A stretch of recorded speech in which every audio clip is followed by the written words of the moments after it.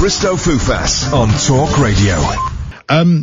I am friends, though, with... You're not, don't push it, buddy. Someone who's coming up. We were at Sandringham House with Bojo. Oh, I loved it. It was such a great night, wasn't it? You know it. So It was a great night. It was really, really great. It was where he decided that he was going to not actually bother opposing the third runway. I'm sorry. I need to check with my Zionist paymasters what I'm allowed to say tonight. Oh, God. Don't say that. Twitter will explode. We had someone on. I can't remember how he got onto it, but his point was leading somewhere. Oh, he was talking about paedophiles, and then he was talking about, you know, how Donald Trump was horrible sexually, and I was going, well, I can't disagree with anything you're saying. And then he went, of course, it's all because of the Zionists. I went, well, I can start disagreeing with you now. Or it's those that are saying, God, I just think this anti-Semitism is completely made up. Those Zionists. Yeah. The Jewish-led media that's just doing. Oh my God. Yeah, I've had so many. Here's the thing. Both parties are plagued with dishonesty and accusations of racism and in different forms. What a time, hey? What a time to be voting. If you kind of highlight one, everyone goes, but what about, you're not mentioning the other side? And if you mention the other side, they go, oh, whoa. Well, you're not mentioning those guys. Oh, it's crazy now. Will you be talking about that? No. No, it's Friday night. I've just watched a really horrible video. Oh. Yeah, there's a man putting maggots on his, Oh. Yeah. Was it I'm a Celebrity? I mean, that's a new challenge, isn't it? It was a Channel 4 programme. Oh. It just popped up. You watch this, you might like this. Yeah. And I didn't like it. It's really upsetting. It wasn't the election debate? It could have been. It could have been. 52% one way, 48% the other. Who knows? Those figures are reminiscent. Oh, I don't know, Christo. It's Friday night. Next week I'm only doing 4 nights. The week after I'm doing 4 nichts. The week after that I'm off for 2 weeks. Well, it's like your Labour 4-day week. I'm kind of in, half-term mode. Oh. So we're just fanny about a bit tonight. If you haven't done all of your Christmas shopping, by the way, that can be solved at a stroke, because our sister station, Talk Sport, 20 years of Talk Sport, that's a book that's a must-have stocking filler available in all good high street bookshops. It's a great book, but it's funny that a station that's presented by people who can't read have got a book out. There's the irony, but it's a great book. Go and buy it, guys. Right, I think we'll end it there while we're still on air. Thank you very much indeed. I'm going to be back next weekend. I'm not here tomorrow morning. Andre Walker is in for me instead. Iain, I don't know what there was. It was a cough, I think that was. But don't go anywhere. Iain Lee is coming up next with the lovely Kath, all here on Talk Radio. The Late Night Alternative with Iain Lee on Talk Radio. We have ways of making you talk.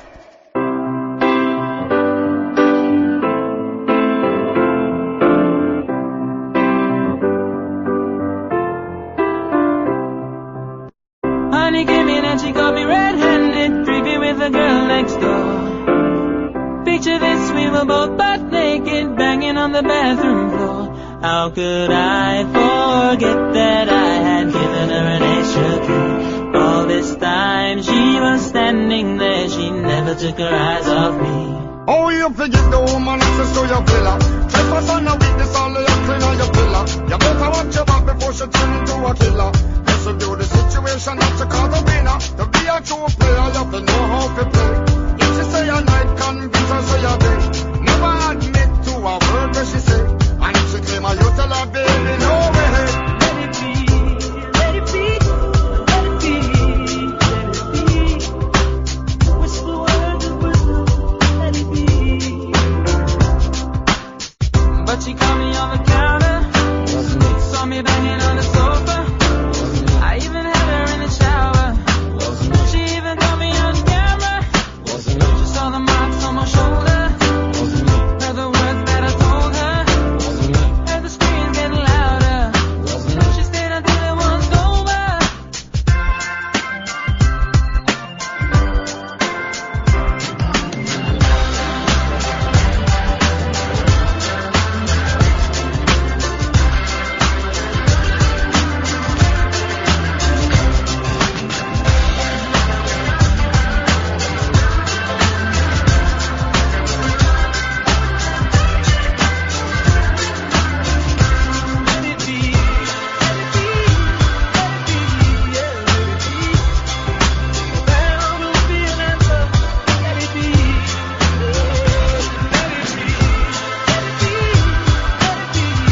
Here we go, guys. Last show of the week. Here we go.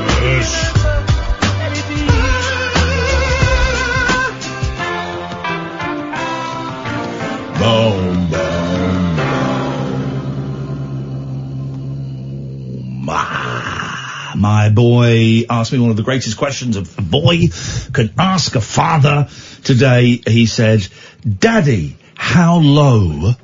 Whoa, what's going on here? How does it sound echoey to you? Who cares? No. Who cares? My boy said to me, Daddy, how low can you make your voice go? And so we played the game. My voice goes... It's not bad. You know, No. Sorry? The best, let's find, here we go. Tonight, it's the half-term fever, who cares? So let's find the lowest voices, in pop music. 0344 499 1000. We're going to start off with this. Here we go. Way down where I hope it would. Way down where it never would. Way down. Well down. Here we go.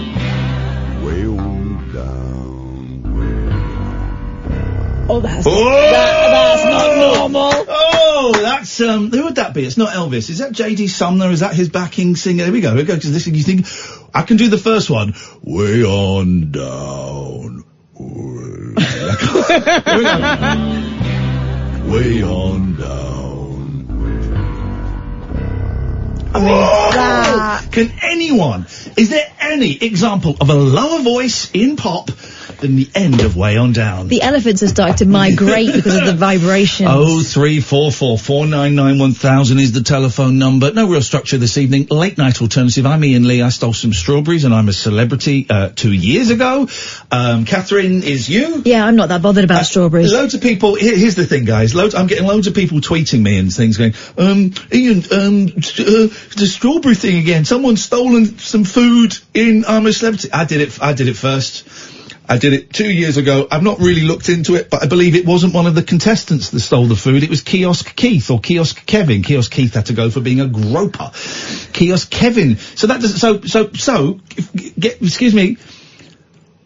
The thing I did 2 years ago, the producers have copied 2 years later. That's exactly what's happened, guys. They copied me because they knew it was good TV. 2 years later, people still come up to me and go, them strawberries, eh? And I go, yes! Them strawberries. You can give us a call about anything. I tell you what, tonight, it's Friday, December the 6th, right? 7 minutes past 10. Let's forget the prime ministerial debate that happened. Who cares? Let's forget that. Let's not talk politics tonight. Let's not talk politics. We managed last night 2 hours and 52 minutes of no political chat. And then someone tried to phone up with political history. The most boring kind of politics. Historical politics. 0344 499 1000. So call in about anything apart from the leaders, the election, who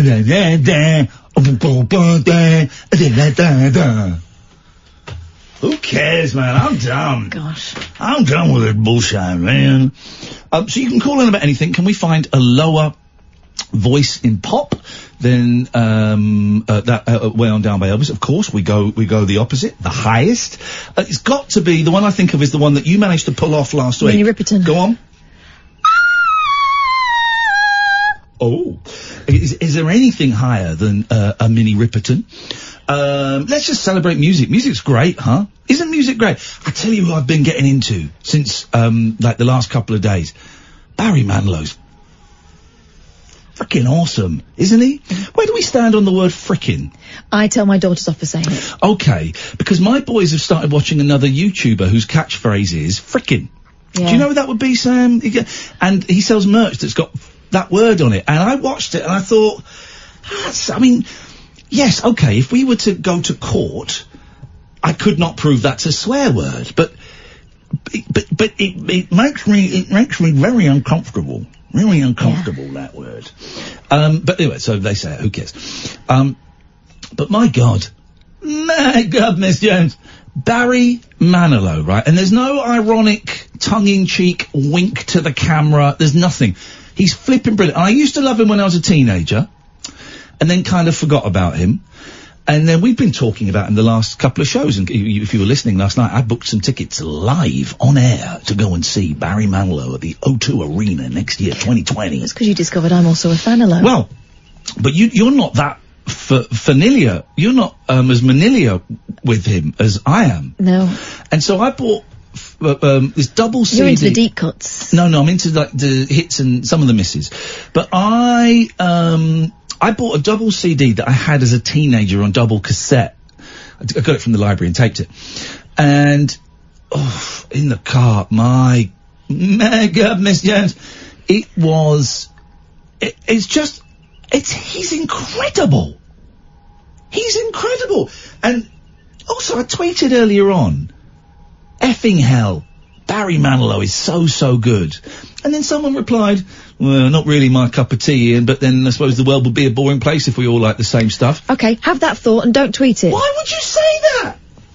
Why would you say that? If that's the sentiment, why are you tweeting about it? Why would you say that? Just go, he's on to another phase that will last a couple of weeks and then he'll move on to something else. Just why would you... Here's my... So Barry Manilow is awesome. I want to talk Manilow all night. I've ordered a book about him. I want a Fanilo. I want a Bumilo. Oh, here's the thing. Speaking of that... So we know that Barry Manilow's gay now, right? And he got married... Only very recently came out, didn't he? And even then, he's done it very, very quietly, Yeah. privately. Good for him. He got married to a gentleman, I think maybe 3, 4, 5 years His ago. manager. Was it? Mm-hmm. Okay, well that will... I would actually have questions about that, because that means his manager is taking 15%, but also would then, if they got divorced, would get 50%. That's 65%. His husband owns 65% of him. That doesn't sound right. That's not good business sense. But it's one of those people, when you found out he got married to a guy, we kind of went, right, that makes sense. Yeah. He was married to a woman. I read his autobiography many years ago that I think ended in about 1985. And he married a woman. He got famous. Was it, Melissa? In Could It Be Magic? Spirits move me. Instead of singing You're My Lifeline, it says Sweet Melissa. Oh, yeah, it could be. I think And it doesn't really fit, so I'm wondering who this mystery woman is. I think it might have been. Do you know he's married to Gary? I wonder if he took his name. Gary and Barry Manilow. I'm not going to make any jokes because they've got quite a few forming around there about Gary and all of that. I ain't going there. But he got, you know how he got where he learnt his chops? Tin Pan Alley? Who was Barry Manilow the pianist for when she was just starting to make it in show business? Streisand? No. Did you ever know that you're my hero? Meatloaf?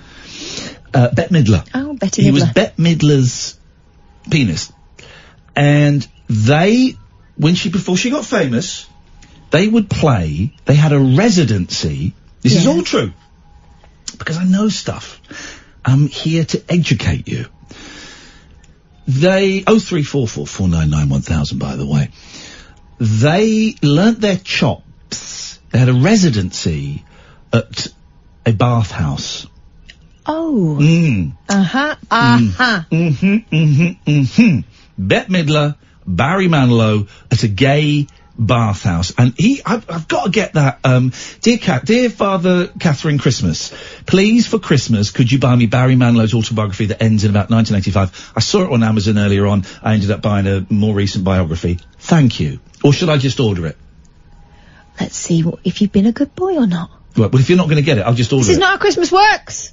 Well, if you're not... Wait and see. But if you're Wait not, and see. I'll just order Wait it. and see.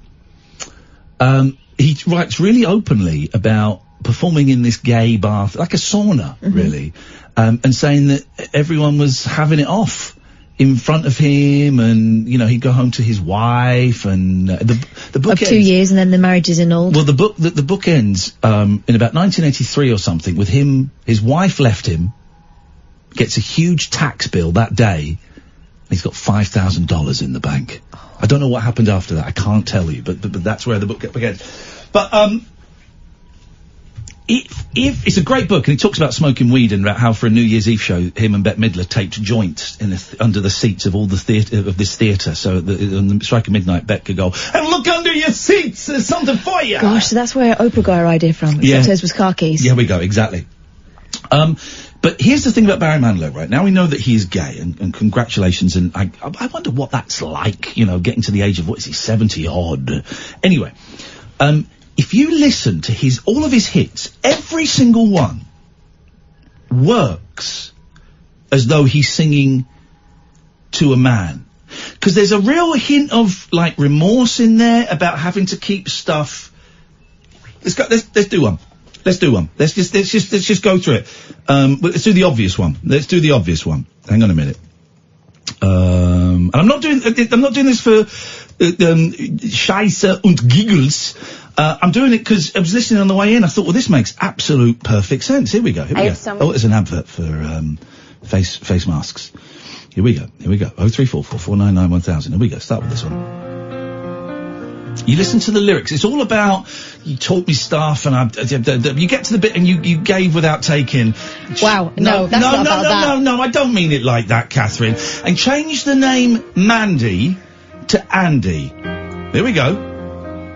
I remember all my life raining down as cold as ice.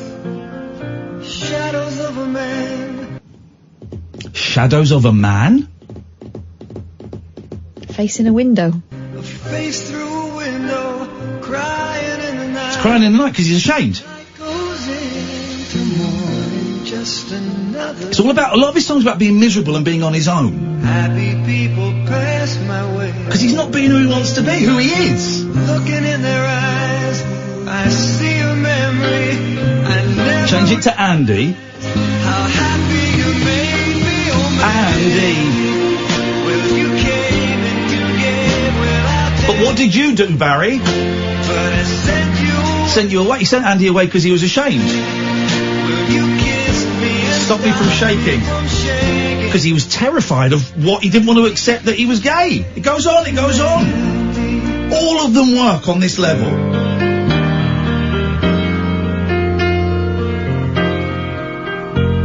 I'm standing on the edge of time. Oh, this.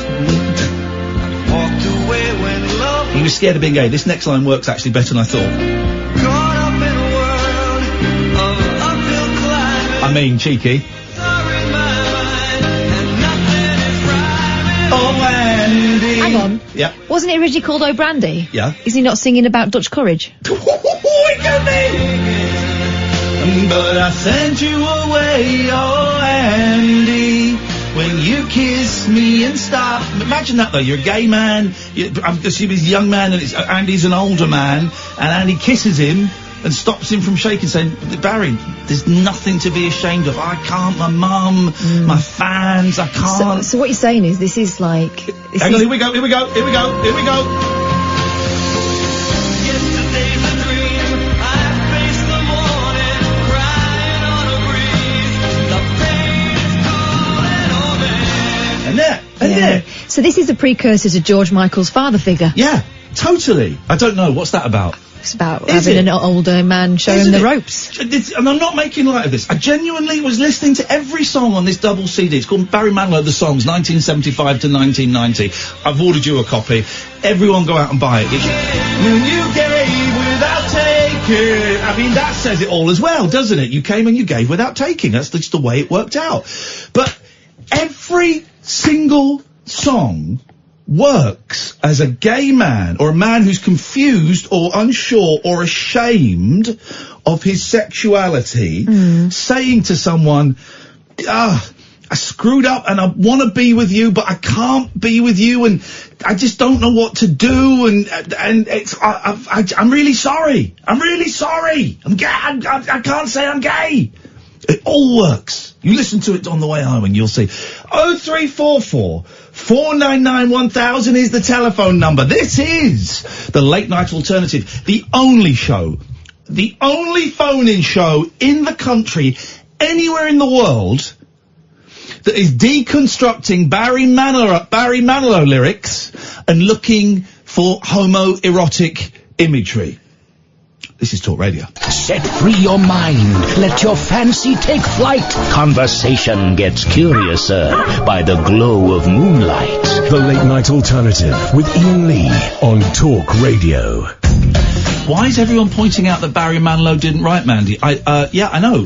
Catherine, what was I telling you earlier on? Just saying that his songs that have been selected seem to work on both levels. He didn't write. He wrote hardly any of the songs. Wrote very, very few of the lyrics. I think he wrote the music to some of them. I think he might have done a few lyrics to some, but he was mainly he was a singer. He was a singer in the same way that in the same way that Glenn Campbell was a singer. Barry Manilow is not Neil Diamond. He's not a singer-songwriter. He wrote the music for a few of them. I think he wrote the music for Copacabana. I'd struggle to name more, but he didn't really write the songs. Especially, I didn't write the songs. That was Bruce Johnson and the Beach Boys. Barry was about the third or fourth person to record it, I think, as well. David Cassidy recorded it before him. Guys, what I'm trying to say is, don't try and educate me. I know this stuff. You won't be schooled. I know this stuff. It didn't write it.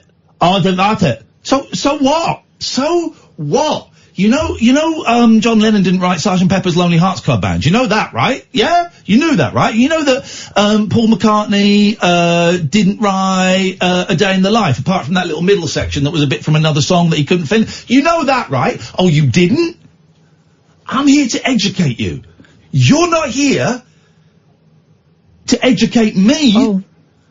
I'm here to educate you SOBs. So, I got really bad wind. I'm so sorry. It's absolutely rank.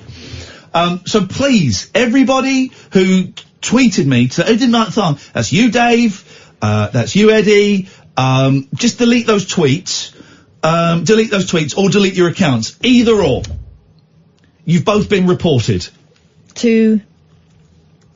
My mate Steve, who is a hard nut. Oh. So just please don't try and educate me. You can't teach me. I don't like that Iain Lee. He's so arrogant. I'm not arrogant. I'm right. I'm clever. I've read a book. It's humble. I've got 5 bookcases at home. 5 bookcases. One of them doesn't have very many books in. That means that 4 do. Yeah.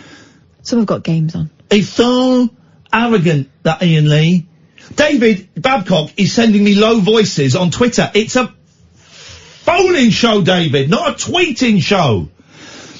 He's so arrogant, that Iain Lee. I don't like him. I'm not arrogant. I just know shiz. I know it. And it's not arrogant if you know it. It's not. If you know it, it's not arrogant. This is what we've come to. Dumb down Britain. This is why... Yeah, we don't trust experts anymore. This is what, exactly.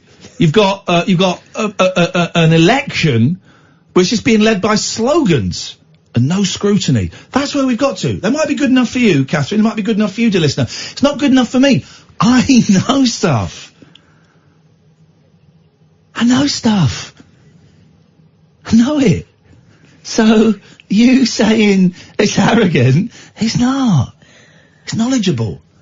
Be like me. Be the Iain Lee you want to be. Be like me. Not like Gandhi. Gandhi was a pervert. Gandhi was a sexual... Here, let's get it out. Gandhi was a sexual deviant who monitored his 13-year-old daughter and monitored the sex that she had as she got older. And I think he, put her in a sex class. He ran like a sex class... and he enrolled his daughter in it. Oh, Cass, go on to Google it. No, but I remember him having devotees lie with him. Yeah. I think he lay with his daughter. Yowza. Now you're there going, what? That can't be right. Let's get my phone. I'm going to Google it, and we'll phone him up. We'll have him. Oh, he's right on that and all. He's right on that, isn't it? I know stuff. It's not a. I'm really sorry that we're in a position in this world where knowledge is frowned upon. What are you doing that for? Because I just don't get it. Knowledge is frowned upon. Really? What? No. Not on this show it's not. Knowledge should be looked up to and respected. Should be knelt before. Catherine. Kath thinks she's got me. No, I don't. I'm just reading about exactly what's been said. I'm holding back on what I'm saying about Gandhi because Oh no, don't pull a face because I pronounced it properly. I'm just wondering if you can pronounce all the names now. Gandhi. From now on, you're going to be calling it Paris. Thank you. I was going to say Paris, and you just did it for me. Well, normally I say Paris. And if you're in France? Paris. Yeah, exactly. But I'm not. Gandhi. You're not. Newcastle. Yeah, but that's how I say it anyway. Yeah, because you want to suck up to those. No. Go careful. Geordies. How do you say that place in China that begins with a B? Yeah, I can hear your stomach. Beijing? It's a hard J. Beijing. Okay. It's Beijing. How do you pronounce You've done it in a Welsh accent. Gandhi. Gandhi. I believe actually had sex with his daughter. Oh no, come on. He's dead. Well, yeah, even so. Google it! What I've got here, in December 1935. Here we go. This is according to the BBC News Indian correspondent. His name is Sutik Biswas. Sorry? Was that hosted by Chris Tarrant? Don't. In December 1935, Margaret Sanger, the American birth control activist and sex educator, visited Indian independence hero Mahatma Gandhi. Mahatma Gandhi. And had an absorbing conversation with him. Yeah. Sanger was on an 18-city trip to India speaking with doctors and activists about She birth was upset control. because it was meant to be an 1830 holiday, but she said it was 18-city. Talking about birth control and the liberation of women. Her fascinating exchange with Gandhi at his ashram in the western state of Maharashtra is part of a new biography, not new, this came out last year, of India's father of the nation by historian Ramachandra Guha. Drawing on never-before-seen sources from 60 different collections around the world, the book tells a dramatic story of the life of the world's most famous pacifist. In his ashram, Gandhi's efficient secretary took copious notes of his meeting, right? Get to the meat and two veg. Both seemed to be agreed that women should be emancipated. He said insanitary. Stop breathing so hard. Well, can we just get to the interesting point? I've got some great that a woman calls should be lined the arbiter of her own destiny, but differences quickly arose between the two. Gandhi said women should resist their husbands, while men should try to curb animal passion. He told his visitor that sex should only be for procreation. This is why the lying together thing. Okay. I mean, we finish at 1, and I've got 4 calls lined up. Gandhi had married at 13 and taken a vow of celibacy when he was 38, and the father of 4 children. In doing so, he'd been inspired by a Jain seer. Be with you in a second, John. Who became celibate in his later life. With you in a minute, James. In his autobiography. Stop undermining me. Gandhi had written how... You're doing it now. How Gandhi. Ridden he... I didn't say Gandhi. Gandhi. Had written how guilt-ridden he was by the thought that he was having sex with his wife when his father passed away. Oh, what? They're in the same room? No. He's having it off when the dad dies, watching? No. What, he had a stroke? What? No. Don't. At the end of the conversation... Very offensive, this conversation. He said he didn't mind voluntary sterilisation in the case of a man since he's the aggressor, Yes. and that instead of using contraceptives, couples could have sex during the safe period of the menstrual cycle. Okay. By the way, Jane, that's not your real name. Stop being a dick. Phone up. Because I block you on Twitter, and what I can do is at the start of each show, I can only block people for 24 hours from coming into the studio on Twitter. I block you for 24 hours. She's now saying I'm bipolar. Okay, goodbye. Person who doesn't use their real name. Where's the block button gone? There it is, block. You block for 24 hours. No one will see your tweets here for 24 hours. Yeah, that's what that was about anyway. Thank you, so I was right. James. Yes. What would you like to learn about? No, I just can't believe you're suddenly into Barry Manilow. It's not a sudden thing. It's like a re-awakening of... I used to love him when I was about 15, 16, up to about 20. I loved him, right? And I forgot that I loved him. And just recently, I've rediscovered him. He's incredible, isn't he? Hey, I've got the same double album you're talking about. What I've had album? it for years. What an It is album. absolutely brilliant. It's perfect. It's a real perfect double CD. It's not one false move on there. No, it's superb. Play it all the time.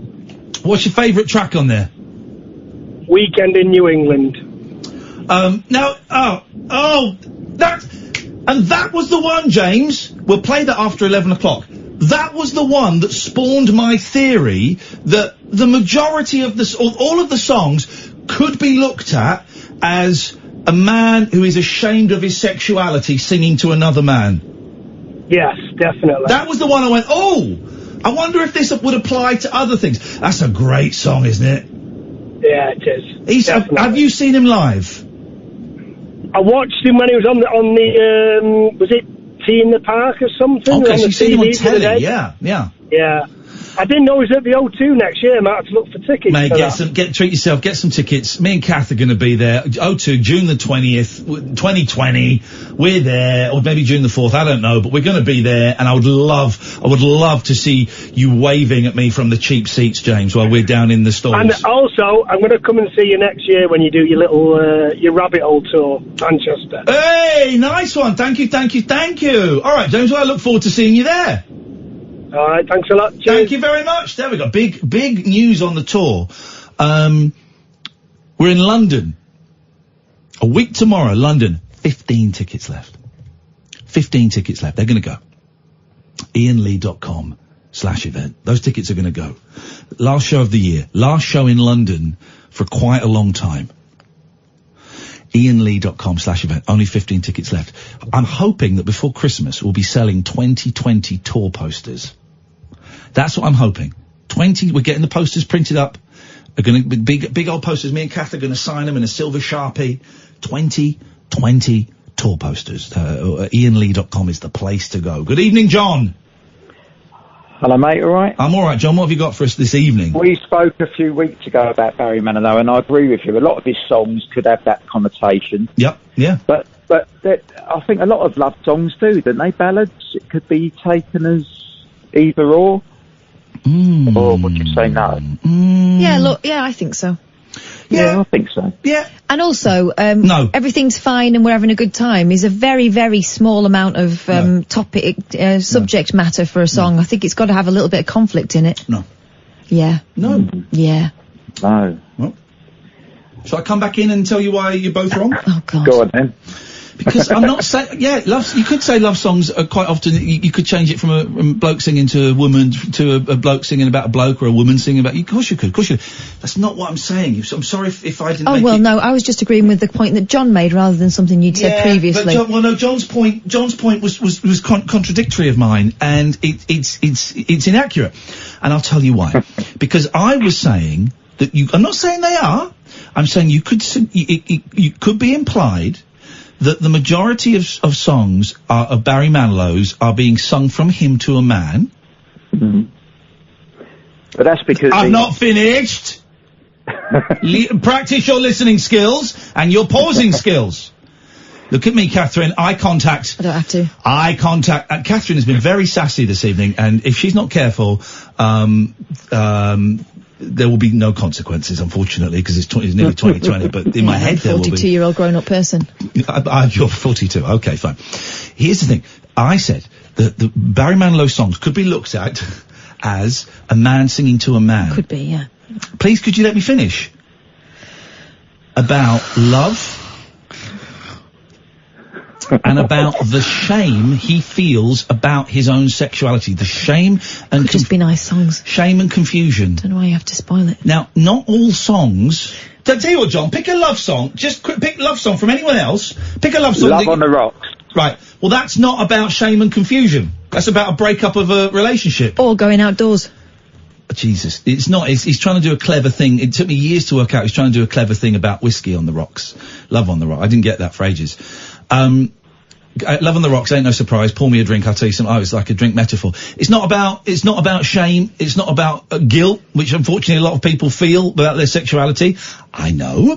It's not about any of that. Try again, John. Tell you what, if you get one this time that works, I'll have it. You might want to retract the Gandhi thing, by the way. You might want to retract it quite heavily. Okay, I'll retract it. He didn't even have a daughter. Well, just retract any kind of slur of that nature. Well, I retract it. Gandhi didn't even have a daughter. I think he did. I don't think he did. Well, okay, let's check that, shall we? Oh, Jesus.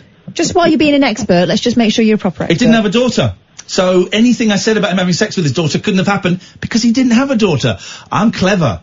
I'm very clever at getting myself out of legal difficulties. Pick another song, John. Ian, don't you think, though, because he is gay and he wrote these songs... He didn't write the songs. He wrote a lot of these, didn't he? No. Didn't he write any? He wrote the music for some of them, I think. I'd have to triple check that. Okay. I thought he was a songwriter on a few of them. He's good, though, isn't he? He's good. He's good. Oh, yeah, fantastic. That we spoke the other week, and that one... Please don't be scared. It's just an absolute Please don't be scared. But here's the thing, man. He became a joke, and there's this real... I don't know if it exists so much now, because there's so much time has passed, but he was a joke. He gets very little credit. Yeah, for the 70s and 80s in this country, and I don't know in America, I would imagine the same. He was a joke. He was a joke. And there's a real snobbery around music. And I was listening to this double CD today. My God, John. Not a bad track on it, is there? Not a bad one. Everyone was absolutely incredible. Incredible. And the key, I mean, there are a few repetitive patterns. Catherine mentioned the key changes. I'm not complaining about him, though. I love him. He does it so well. I just think he's here's the thing I noticed. From 1975 onwards, a very understated use of synthesizers. From the 70s. In the 70s, anyone had a synthesizer, all their songs are... and he's just got it very subtly in the background. These great orchestral swells, incredible backing singers, beautiful lyrics. Because he was never fashionable, so he never chased Didn't that. he start out writing adverts or something? Or is that somebody else? I think he wrote adverts for detergent and stuff. You have just dinged a little bell in my head there. I think you could be right. He was a jingle writer. He was, yeah. He was a jingle writer. I believe so. All right, we'll find one and we'll play it. And deep voices, Jim Reeves. Oh yeah, go on. Which one? He'll have to go. I don't know that. Put your sweet lips a little closer to the phone. But go on then. Put your sweet lips. We're together all alone. He was good, Jim Reeves. I like a bit of Jim Reeves. I'm not that familiar with him, but what I've heard. My granddad Bert used to like Jim Reeves. He's a proper singer. He can go well deep. John. Oh, sir. We've made me blush. 03444991000. This is Talk Radio. The radio show for people who know the best part of the day is the night. The Late Night Alternative with Iain Lee on Talk Radio. Okay, we've got some Barry Manilow jingles. I think this is him. I've not heard these. I think this is him. He wrote this, and I think this is him singing it. I am stuck on Band-Aid brand 'cause Band-Aid stuck on me. I am stuck on Band-Aid 'cause Band-Aid stuck on me. This is for Band-Aid. He wrote it. He's not singing this. Announcing an improved stay-on adhesive on Band-Aid brand adhesive bandages from Johnson & Johnson. You'll notice the difference because it stays on you better than anything else you can buy. I am stuck on Band-Aid 'cause Band-Aid stuck on me. Okay, so he wrote that. Now this might be him singing. This is for farms. Insurance. Agent Brent Whitlock talks about family insurance. You have an obligation to that individual when he buys an insurance policy from you. This is not Barry Manilow. Back up what you tell him. You're selling him a service. It's an intangible. The only way you can prove that you're worth what you say you are, or your company is as good as you say it is to be there when he needs you and provide the service that he deserves. Like a good neighbor, State Farm is there. Well, it's not obvious it's the lady singing. I don't think he's singing any of these. Is he, hang on a minute. Here's him doing a medley of his, jingles. Hang on. Be with you in a second, caller. I can't be bothered to listen to that. Let's go to Alan. Yes, Alan. Hiya, Mark. Hello, Alan. My mum's operation was a success yesterday. Fan-dabby-dozy. That's great news, man. Well done. What they did, they cut the veins together. Oh. And they made them into an artery. Holy shit. So she's got to wait 6 weeks, and then she has a checkup, then hopefully she can start the dialysis. Wowzers. Isn't medicine... Hey, Alan, this will make you laugh. Yeah? Catherine and I, before we came in, we watched a video about people who are into... It was on Channel 4. Into weird sexual things, right? Okay. And one guy stripped off naked, filled a pint glass with maggots, and then tipped it up and put it over his willy. Oh my god. And then he took the glass off and he stuck 2 snails and a slug on his dick. It reminds me about Japanese game show Endurance. I didn't see that episode. And also it's my mum and dad's golden wedding anniversary today. So we've got to say congratulations to them for 50 years of marriage. 50 years of marriage. Jeez, that's a long time, man. How they put up with me for 39 of them, I don't know. Well, listen, we wish your mum the very best of luck, man. And me dad. No, I don't wish him any luck at all. Well, he needed the luck marrying her in the first place. Oh, Alan, what is this? What are you doing here? This is outrageous behaviour. Well, I'm in a boys' mood because the first TV guy came up for Christmas Day. Have you ticked it off? My granddad used to tick off the programmes he was going to watch. Of course he has. What are the highlights? Gavin and Stacey, new one on BBC One 8:30, Christmas Day. Oh, I tell you what's on. You know, like normally they do a nice animation for the kids, and it's like Room on a Broom or one of those ones. Stickman. The Tiger Who Came for Tea. The Tiger Who Came to Tea this year. On Channel 4. Which I think's actually a story about a lie a mum told about why she'd had a man round and he drunk all daddy's beer. It's not about the Gestapo. Oh God, yeah, It's there's a not theory, isn't there? because she was I don't know if she was in a prisoner of war camp, but she was certainly Jewish and was on, I think her family had to flee from Nazi Germany. I don't know if she ended up in a prisoner of war camp or not. I think her dad might have died in one. I'm scratching the back of my head to try and get that information. Kath, you've Googled it. Yes. But everyone goes, it's about the Gestapo coming round. And she said, no, it's not. So everyone that says that, if anyone says, oh yeah, Tiger Who Came to Tea is about the Gestapo. Yeah, she said no, it was just a bedtime story I made up for my daughter when she was 2 going on 3. There you go. Alan, thank you very much indeed. Was she in a prisoner of war camp? No, they got out. They realised... Hang on. They realised her parents realised the impending threat from Hitler and Nazi Germany and publicly criticised the regime. He was on a Nazi death list and time was running out for the family. He'd been warned by someone he never met, a policeman, that they were trying to take his passport away. Alfred, her dad, had left for Prague. Wife and 2 children, Michael and Judith, fled the family home soon after, the same day Hitler took power in 1933. They were due to meet their father in Zurich, but aged just 9 at the time, Kerr did not understand how secret their escape was meant to be. When we got to the frontier and the man comes to look at our passports, I want both of you to be absolutely silent, said Mother. You're not to say a word. So when we got to the frontier, a man came and looked at the passports, and as he went out, I was going to say, there you are, nothing's happened. And my mother just gave me a terrible look and I stopped. I think now what I might have done to my family, says Kerr. Yeah, so they ended up going to Paris because they were refused entry to America, then London, where they lived throughout the Blitz. I was trying to find some music. Hang on. I was trying to find the music from the Odessa file that goes... Have you seen that film? No, but I want to see it because I'm listening to Michael Caine's one of his books and it sounds great. I saw it I was like 14, right? And the only thing I could remember about it was the music goes... That's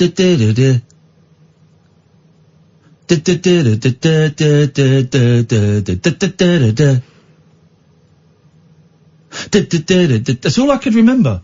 Odessa file... music. Let's see if we can find it, because I need to hear me some of that. Is this it? So shut up. Is it John Voight? It's John Voight, isn't it? No, it's not. It's the other guy. It's John Voight. This is it. No. What? No. Watch me now, here I go. All I need's a little snow. What? Starts me off, sets the theme, helps me dream my Christmas dream. No, that's not. I'm not thinking of the right film, am I? I cannot help you. The Odessa file. Right, hang on. By the way, again, any other radio stations trying to find the instrumental music from the Odessa file? I don't think so. The Odessa file. Theme. Here we go. This is it. We got it. Here we go. No. Watch me now, here I go. That's not it. If anyone... Aha! Here we go. Oh, Jesus. What is that? Can someone... Ipcress file, I'm thinking. You're thinking of Ipcress. What an idiot. Here we Sorry, go, here we everyone. go, here we Sorry go. about that.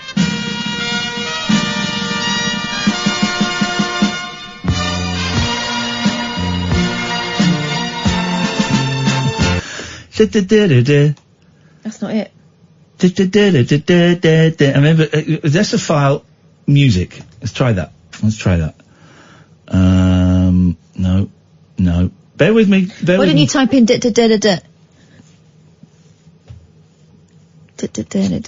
I'm actually wondering if that's a good idea or not. The Odessa file, we're going to go to the full movie. Here's the full movie. Here we go. Mother, what was it like for you? For me? See you sing. All I tried to do was to hide Oh, you. all right. But if I put Odessa file because it plays it on a rooftop. Oh my God. I'll watch the whole film. If I have to watch the whole film, I'll watch it. I don't care. Here we go. I'm not even doing a thing. Body of that. I'm going to find it. No. I can get it. That's when he went time ago. 15 minutes, and we'll get... Yeah. Are you sure you're not thinking of the Ipcress file? No, I'm not. Oh. Here we go. He just telephoned me to tell...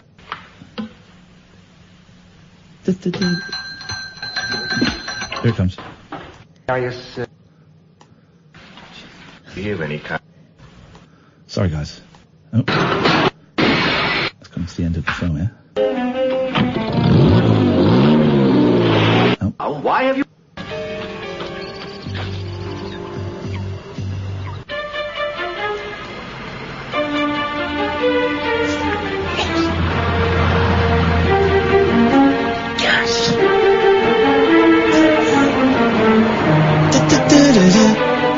There's a better version of it in the film, but...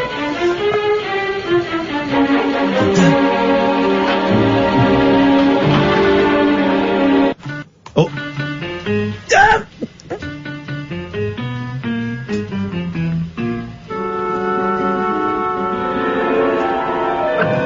Primer.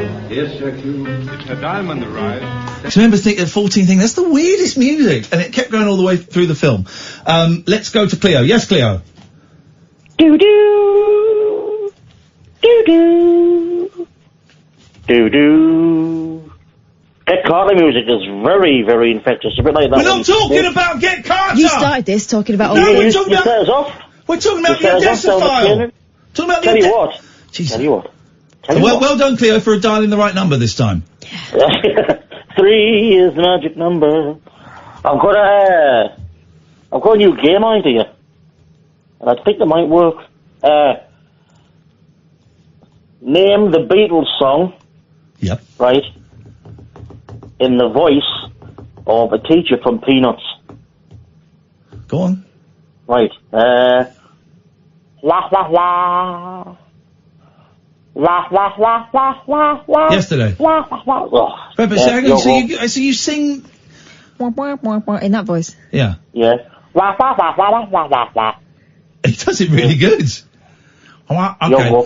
Okay, Chuck, you go. Words, man. You're letting words, man. This reminds me of playing Name That Tune with my sister when she was about 4. And her going, right, here it comes. You ready? Oh, St. Hilda. Oh, St. Hilda. Your turn, Catherine, then you think you're so good at this. No one named the song, by the way, so that's one Hey, point. Jude. Yeah, okay. Wap, wap, wap, wap, wap, wap. Wap, wap, wap, wap, wap, wap. What was the time we had? What was the dream we shared? By the way, I hope someone was recording that because that was brilliant. That's not a song. Do it again. What was the time we had? What was the dream we shared? I'm stumped, like. Well, don't be so hard on yourself, mate. You're a short guy. I wouldn't call yourself stumped.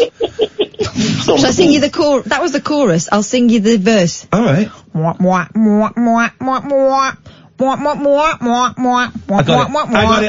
got it. No one can say it. Oh, yeah. No, you can't I've got say it as it. well. You can't say it. I'm gonna play it. It was this. I'm gonna play it. You're all gonna kiss my it was this. Oh, it's an advert. It really ruins the spontaneity. This is it. This is what you were singing. Is that it? That's what she was singing? No. Listen carefully with your ear holes. Okay. I don't know it.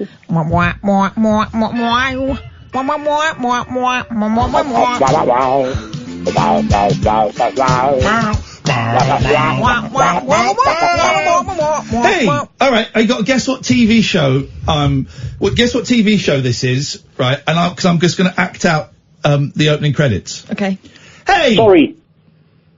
Hey, that's my sausage. Great show. Great show. I missed that sausage. Woohoo! All right. There's a real wow in. Sorry. Sorry. Yeah. No, I'm just apologising. Go on then, Cleo. Your turn. My go again. La la la la la la la la. I don't get it. La la la la la la. Lancashire. Day in the life. Okay, my turn. Okay, my turn. So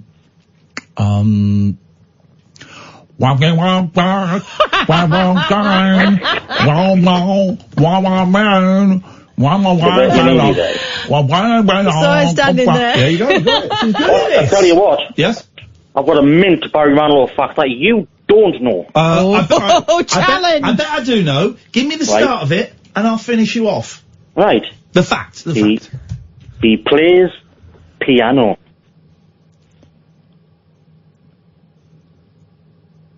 Yeah, we know he plays piano. Yeah. Yeah. He's a pianist. Plays piano. Is that You it? didn't know that. Is that the fact? Is that the end of the story? Good evening, Alistair. My goodness. Good evening. Sorry about that. Cleo's What a world. Cleo's ruined everything. Hi, it's good to talk to you again. So, Barry Manilow. Yeah. I do like some of his stuff, but you know, Mandy, I do like the original version, and I think co-wrote it by Scott English, Brandy. Yeah. Yeah. It's all right. It's all right. I think the thing that Manilow does though, he elevates it. He elevates it. The original version, let me play a little snatch of it. Brandy, Scott English. It's you know, it's all right, but it's a little on the old flaccid side, I think. Barry brings real pathos to it. Here we go. It's a bit.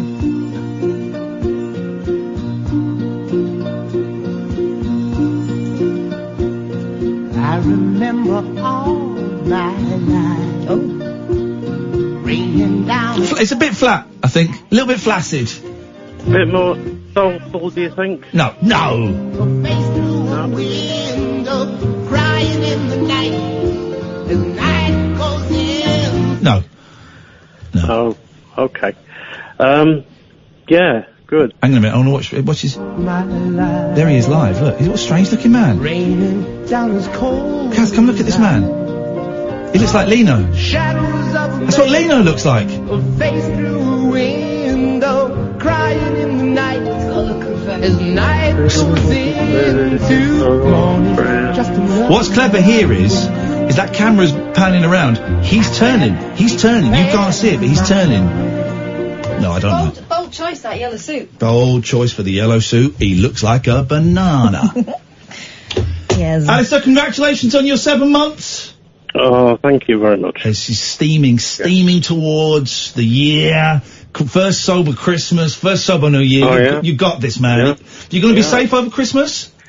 Yeah, I think so. I'm spending Christmas Day with friends, and yeah, I'll be fine. I went to a party which had drink around, and I didn't have any problems. Beautiful. You know. Did you speak? Remember we had that old dominatrix on, Naughty Nana. Remember Naughty Nana? What was her name? What? Naughty Nana. No, her name was not that. Her name was Shelley. Hang on. Naughty. Do you remember? You remember Alice? So you took a shine to her. Oh yes. What was she tweeting me? Mistress Sophia, Shelley Lever. Mistress Sophia. You feel free to say no if you don't want to answer, Alice. But I know you took a shine to her. Did you get in touch? In the end, I'm ultimately a very shy man. Good for you. I get it. I get it. So, no. Can I just give you one last fact? Go on, 30 seconds, because I'm late. Oh. One of the most harrowing films I've ever seen, in terms of one particular scene. Yes. It's called The Nightingale. Yes. It's set in in Tasmania. Okay. In 1826.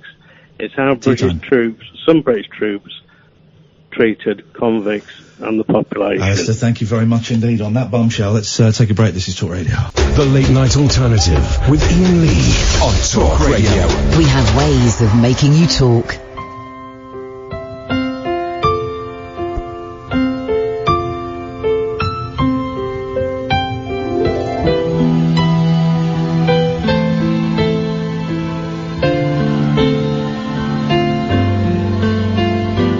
Last night I waved goodbye.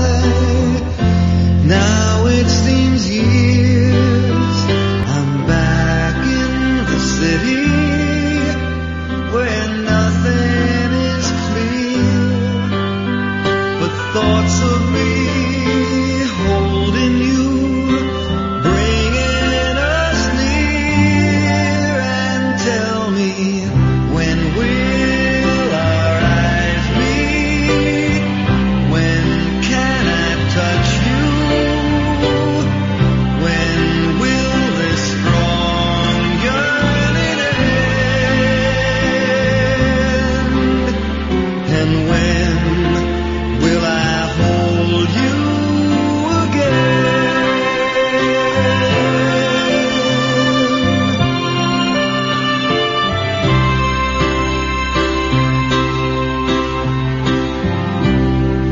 Time in New England took me away to long rocky beaches, you by the bay. We started a story whose end must now wait. And tell me, when will our eyes meet? When can I touch you? When will this strong yearning end? And when will I hold you again? I feel the change coming.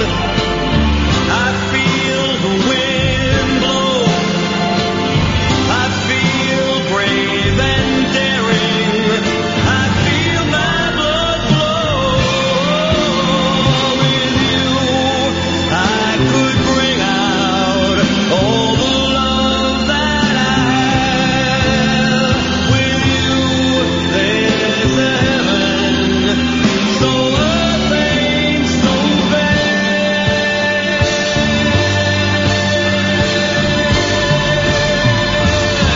And tell me, when will our eyes meet? When can I touch you? When will this strong yearning end? And when will I hold you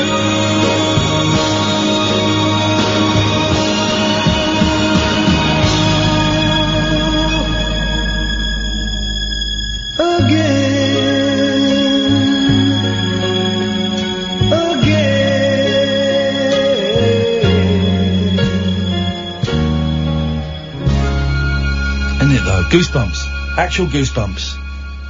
It's great. It's what we used to call cheesy. And I was thinking about that on the way in. Honestly, I love it. There's no irony here. And I'm disappointed that I forgot I loved it and kind of moved away. I was thinking about cheesy. This good stuff, cheesy. That's epic, man. That's epic. That's grand. That's over the top. It's very, I love the kind of slick. Here's the thing. It's not quite so true now, but certainly in the 60s and 70s, American songs that had an orchestra, it'll be a full orchestra, big, loud, over the top. And British songs, it was generally like a quartet. The kind of equivalents are any kind of American pop song from the 60s compared to Yesterday by the Beatles. It was the British would go very small and very tight and cello, and America would go over the top with these. And for a long time, we kind of sniffed at it. I love it. Was that a bit of oboe clarinet, I think, in there? Oh, I love More is more. More is more. And his voice, I do think his voice isn't great in the same way that Diamond's voice isn't great. Streisand's voice is great. Barry Manilow's voice isn't great. But there's something, it's that lisp. I love that lisp. I love that nasal quality, what you get from listening to the CD. Some songs more than others. That real New York, phraseology that he doesn't try and smooth out at all. I love it. I like his voice. It seems there's a clarity and an honesty to it. Yeah. Some people would have argued it's too clean. No, I like it clean. Produced by a guest we've had on the show, of course, Ron Dante, who's the voice of the Archies, Sugar Sugar. We've had him on the show. I might drop him a line, see if he'll come on again, because I think he's doing a tour in the States at the moment. He was really interesting. So we're degrees of separation, degrees of Kevin Bacon. We're one step away from Barry Manilow. But the reason I like that is the same reason I like the Carpenters. Yeah. It's that precision. Yeah. And just like the purity of it. We're now in an era where, I mean, that song is nearly 45 years old. I mean, that's how old it is. 40 odd years old, right? Where at the time it was seen, it was just a Weekend in New England. I'm guessing may actually have been 77. I'm guessing a little bit. I wonder when that was. I'm going to say 77, but I don't quite know. But it was certainly been around the time that punk was happening and all of this, and it would have been seen as cheesy and it would have been seen as passé, although it would have sold infinitely more than any, it would have sold 1 million times more literally than most other punk singles. But now we've got so much distance that it's not to do with fashion anymore and trend and that's a great song. By the way, I'm getting some of you might not dig it, and that is totally fine. Of course that's fine. Stop listening because you don't like Weekend in New England by Barry Manilow. What year was it? 76. Was it? Oh, I was close. So punk, the summer of punk, and he's doing that. Wonderful. And this is what I try and I struggle. I struggle, but because I was a Monkees fan when I was 15, I got teased mercilessly. Generally, I'm quite good at accepting what other people like and kind of going, oh, that's cool, that's not cool, it's not my kind of thing. I ham it up a bit for the radio and go, oh, that's crap. But Barry Manilow, man, love it. So excited. Got Guess which single followed that one? By Barry? Yeah. So Weekend in New England. Which, by the way, never has the word weekend in it. No. Monday in the City? No. I made it through the rain, I don't know. Looks like we made it. Looks like we made it! Oh, and this is boring to everyone apart from me, but the lyrics to, what are the lyrics to the chorus? Just say them, you'll know them, of I Made It Through the Rain. Made it through the rain, kept myself self-protected by the others who... Got rained onto. What? By the others who... Got rained onto. Oh, and I made always it thought it was God. No, got rained onto. Yeah, then I heard it today and it was got, and I thought, oh no, God's better. God is the others who God rained on too. It's like God is punishing them. Wow, that's even more dramatic. Yeah, it's God, I missaid it. Anyway, sorry guys. No, they got rained on too and made it through. Some song, some singer. I might watch a bit of Barry live. Sorry guys, I fear we're losing you, as a paying audience. What's that? They get this for free? Oh, in that case, you jabronis, put up with it. 0344 499 1000. Christmas approaches. We're only in 4 nights next week because there's an election. Are we in Friday? Or are they going to be doing like an election deconstruction? I think it's worth asking the question. Sam, do you know what's happening? I'll just say I doubt you're in next Friday, just based on what I've heard. Oh. It's disconcerting. It's disconcerting when the tech op is telling Oh God! the talent. No. These are the guys you've got to stay on the right side of. They know everything. I mean, gosh. Really? What have you heard? Well, go on. Who's in? Do we know? I don't know the full. I know that. So, filling in for you next Thursday. Well, this is what I've heard. Tell me if I got this right. So election night, 10 till 1. You're going to love this, guys. Seriously, you're going to love this. I promise you. I've heard 10 till 1 is Julia Hartley-Brewer. Yeah. I've heard 1 till 6 is Mr. Michael Graham.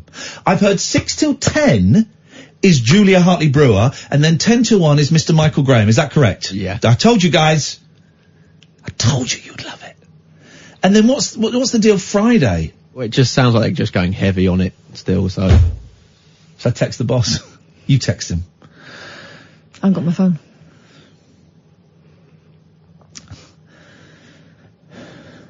So we're in for 3 nights next week and 4 nights the week after. Because we think. Do you remember that time we found out on air that we weren't doing loads of shifts and we were heartbroken? Do you remember that? Yeah. And do you remember how we bit our tongue so that we came back after Christmas? Do you remember that? Yeah. So anyway, Barry Manilow. And I think I'd like just some time on my own. This is LBC. Neon lit night talk for torch singers, trolley dollies, and train wrecks like me. You never know just where the conversation will take you. What I'm going to say sounds ridiculous. The Late Night Alternative with Iain Lee on Talk Radio. We seem to just be trawling through bad news constantly. Can I read you a bad news story? I read this and went, oh, this is where we're at the close of 2019. Oh. This is where we're at. Elon Musk did not defame a British diver who helped in last year's Thai cave rescue by calling him a pedo guy in a tweet, a US jury has found. What? Oh my God. I'm going to say it. Money talks in America. Vernon Unsworth. He defended himself. If you remember, was a hero who saved the Thai young boys football team, got stuck in a cave. Vernon Unsworth was seeking $190 million in damages from the Tesla founder over the tweet sent last year. By the way, and you might think, well, that's a bit greedy. That's not what they're going for. They go in big, and then the judge hopefully comes down and says, well, we'll give you $2 million. Yeah, sure, fine. As long as it's proving guilt. But also, when you are dealing with someone for whom money is no object, you have to make it sting a little. I don't even want the rest of the story. Elon Musk won. Outrageous. He called him a pedo guy. And here's the thing, and I was reading John Ronson was just doing some tweets on this. But he also doubled down when he was pulled up about it. Calling people pedos has become a real thing on Twitter. Because if you call someone a C, the computer algorithm will more often than not suspend that person's account until they remove that tweet, or if there are a lot of C's, will suspend the account for a period of time, maybe even ban it. So people don't call each other C's anymore, unless you're an idiot. I love it when someone calls me a C, because I just pile in and go through their history, see if there's anything else, report, I get suspended. So, I've noticed a lot of people now, instead of where you would call someone a C, they're now calling them a pedo, paedophile. Yeah, I've had it. And it seems to be, let me read what John Ronson, wrote, because he kind of, John Ronson says, my guess is since the Twitter algorithm honed in on the C word, idiots are mutating, knowing that you don't get banned for calling people paedophiles. And he then says something else. Where's his other tweet? I remember the days when paedophile was a special term reserved for paedophiles. Now everyone calls everyone paedophiles, which I can't help thinking is good news for paedophiles. I'm so disappointed by that. So disappointed. It's just...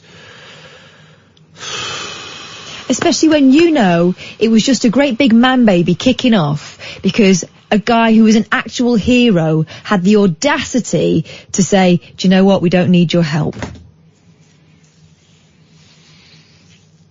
Oh, no, thank you. No, thank you. No, thank you. No, thank you. No, thank you. No, thank you. 03444. Sorry, Sam, that put you in an uncomfortable position there. Cause I put Sam in the unfortunate position of having to tell someone he'd said could come on. You weren't here. Say, actually, no, sorry, we're not going to put you on. Sorry. But I know you don't care. We have trained you. Well, even slightly. In fact, I suggest you enjoy it sometimes being rude to the callers. Yeah, a little bit. Thank you. How are you doing, Sam? You all right? We're not seeing you all week. You've been off gallivanting. Are you all right? Everything all right? Yeah, fine. Nothing new to report. That's the end of that chitty chat. 03444991000. Do you want a nice story? I do want a nice story. Let's have something nice. Oh, I was going to say, but this tied in with something I thought as I was driving in. Oh, it tied in with the person, and this isn't an attack on them. When I said I love Barry Manilow, he's great, and someone replied going, not really my cup of tea, Ian, but you know. But you crack on. Can we all try an experiment from now until Monday's night show? If we're in Monday, who knows?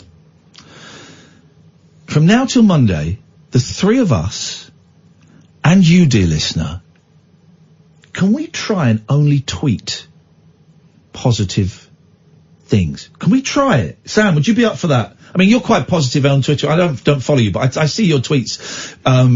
What do they call it? It's like, it's not stalking, but anyway, it doesn't matter. But you're quite positive on there anyway. I can be quite negative sometimes. Kath, I'm not going to comment. What? I'm alright on Twitter. I try and keep it cute. Okay, well then. Keep it cute or keep it mute. Let's try. Would you be up for that, dear listener? Let's see if it's really easy on Twitter to get drawn into arguments, to retweet someone else's tweet and go, look at this dick. Or the new thing I've noticed is not even retweeting it with a comment, but screen grabbing it and look at this bell. Can we? I've just done one of those. Doesn't matter. Start from now. Okay. As a hashtag, we don't have to put hashtag TLNA, but I'm saying as the late night alternative community, TLNAC, can we try between now 10 o'clock on Monday night, just tweet positive stuff. And if you're about to tweet something negative or mean or snarky, just hold back a second and think, now, will the world be a better place if I tweet that my mum is a dick? Maybe it will, I don't know, but not my mum specifically. Kath? Here's one. Go on. Here's one. If someone is getting at you on Twitter and you feel you have to respond, how about you just respond with LOL?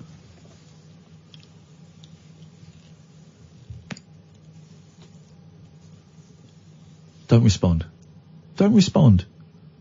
Don't respond. Just let it go. Okay. Because I still think, I know you do that, and I know why you do that. No, I don't do it a lot, but... I tried it a few times, and I didn't feel very satisfied by it, and I still think they're getting... the response. Attention, and something. Oh, got them riled up. I'll try another one. It's up to you. I'm not telling you how to do your Twitter feed, but shall we try it? Let's try and create an echo chamber of love. Yeah. So from now, and I find it difficult, and if you catch me over the weekend doing the opposite, then call me out. By all means, call me out. Between now and 10 o'clock Monday night, we're going to try it.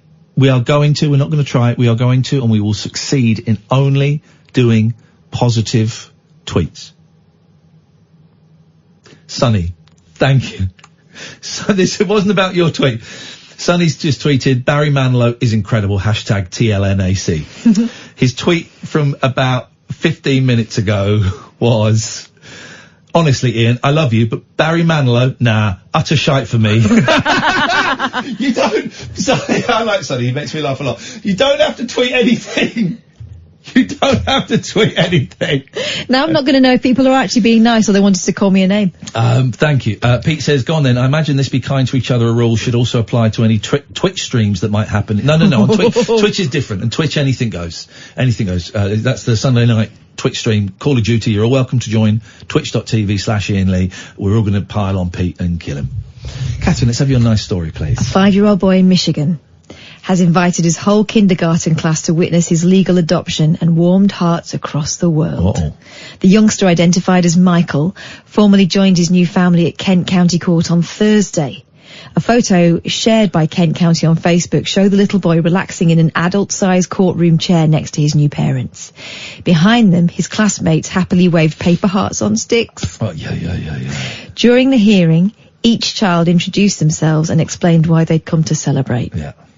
Michael is my best friend, said a small boy named Stephen. Well, if he's your best friend, why don't you adopt him? My name is Lily and I love Michael. Why don't you marry him then, Lillian? Love him so much. A little girl told Judge Patricia Gardner, who wore a necklace of Christmas decorations for the occasion. We began the school year as a family, Michael's teacher said. Family doesn't have to be DNA because family is support and love. The group of classmates, teachers and parents broke into cheers and applause as Michael and his parents banged the judge's gavel, completing the process. Thursday was Kent County Court's annual adoption day and 37 children were lovingly and officially welcomed by their families, the county wrote on Facebook. Sometimes their journeys have been very long. They've included miracle and change for the children and family and incredible community support, as you're able to see today in Michael's adoption hearing, the Honourable Judge Patricia Gardner said. His whole kindergarten class and school being here to say we love you and we support you and we'll be here not only today but in all the years in the future. Filmed outside the courtroom, here we go. Filmed outside the courtroom for local television, the 5-year-old declared, I love my daddy, as his father visibly welled up. The picture showing Michael and his class has since been shared more than 100,000 times on Facebook. Can we adopt him for the show? He's already been adopted. Let's kill his parents. In a twist, his parents were taken out and he was adopted by 2 weirdos. That's nice, isn't it? I think I could adopt a kid. I think you could. I'd want like an 18-year-old that could like work and pay rent and stuff. That's and tidy up the house. I think that's called hiring help. I don't want to pay him. I will cook him. Well, you end up paying for them if you adopt them. So No. You get a grant. No, that's fostering. Oh shit! I filled in the wrong paperwork. Did you keep the receipt? A Christmas prank. No, that story's boring. Let's take a break. We're halfway through the show. I've lost my nerve a little bit. Isn't that funny? Do you ever get that thing where I used to get it sometimes during stand-up. It's the weirdest thing, where you suddenly become very, very self-conscious and you can hear yourself breathing and you can hear the words coming out of your mouth and you think, what? Everything is hyper real all of a sudden. I felt that brewing up over the last 15 minutes. So let's have a little break. Play an advert for one of our colleagues. And then when we come back, man, we're going to kick some ass. This is Talk Radio. Uncut after-hours conversation for the up-all-night generation. The Late Night Alternative with Iain Lee on Talk Radio. A bit of a sore throat. I think tomorrow it's going to be ginger and lemon and honey tea. I've got to tidy my house tomorrow. I've got to clean my house because the builders have almost finished the bathroom. They've got to come back tomorrow and do a little bit more sealant around the shower and put up the thermostat for the underfloor heating. My bathroom's, I've just realised it's white. Everything is white. It's white. White walls, white bath, white shower, white floor, white. Everything's white. Got to keep it clean, man. It's like walking into an infinity room. It's white. I'm looking at it going, what did I do that for? That was stupid. But that's exciting. And then they've got to come back. Listen, middle class problems. Who cares? High class problems. Then they've got to come back in a week and do the ensuite. But everything is just so filthy. So tomorrow I've got a busy day of cleaning all the bedding, hoovering the beds because there's dust. Then I've got to take everything off the shelves in the office and dust. I've got to hoover the sofa. You quite like that kind of tinkering, though, don't you? No, I want to play video games and watch movies. Right. Does a documentary about kung fu movies. I thought you got a kick out of like arranging your shelves and stuff. No, I like having my CDs in alphabetical order. Go. There it is. There it is. But then also I've got the cleaner coming as well. But it's so dusty. I've got to do. She won't do all the shelves as I want them. So I'm doing that tomorrow. I was going to buy a Christmas tree, but suddenly I feel very, very un-Christmassy. I'm still very up and down. And I think I was getting a little bit cocky, feeling I've had a couple of days of going on the upswing. And I think maybe I thought, oh, I'm a cow shit! And I've fallen off the other side again. I feel lousy again all of a sudden. I really want to cry. What a world. I don't really know where to go for the last hour and a half. Phone calls are dried up, which is absolutely fine. And we could sit here and we could throw out some topics, but I don't really fancy that. We did we do Periscope Love Bomb this week? We did it this week. Okay, we've done that.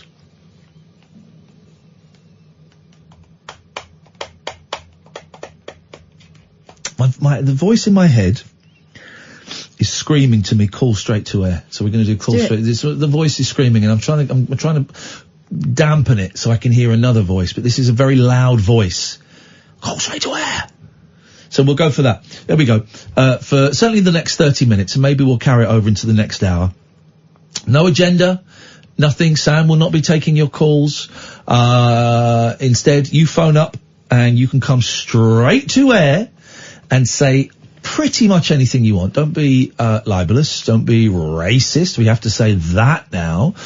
Don't swear too much. And there's you kind of have to be careful. You can sort of talk about macro politics, but you can't talk about micro politics. God, why would you want Well, to? I know someone might want to, but you can kind of phone up and make a broad statement. These are kind of the per de rules as I understand them, very basically. You can kind of make a point, you know, about Boris Johnson, for example, which I would then have to deal with in a balanced way, but you can't really make a point about your local constituency. It's that kind of thing. Because if you do that, then we have to name everyone and go through what they're saying. So we're just kind of staying away from that.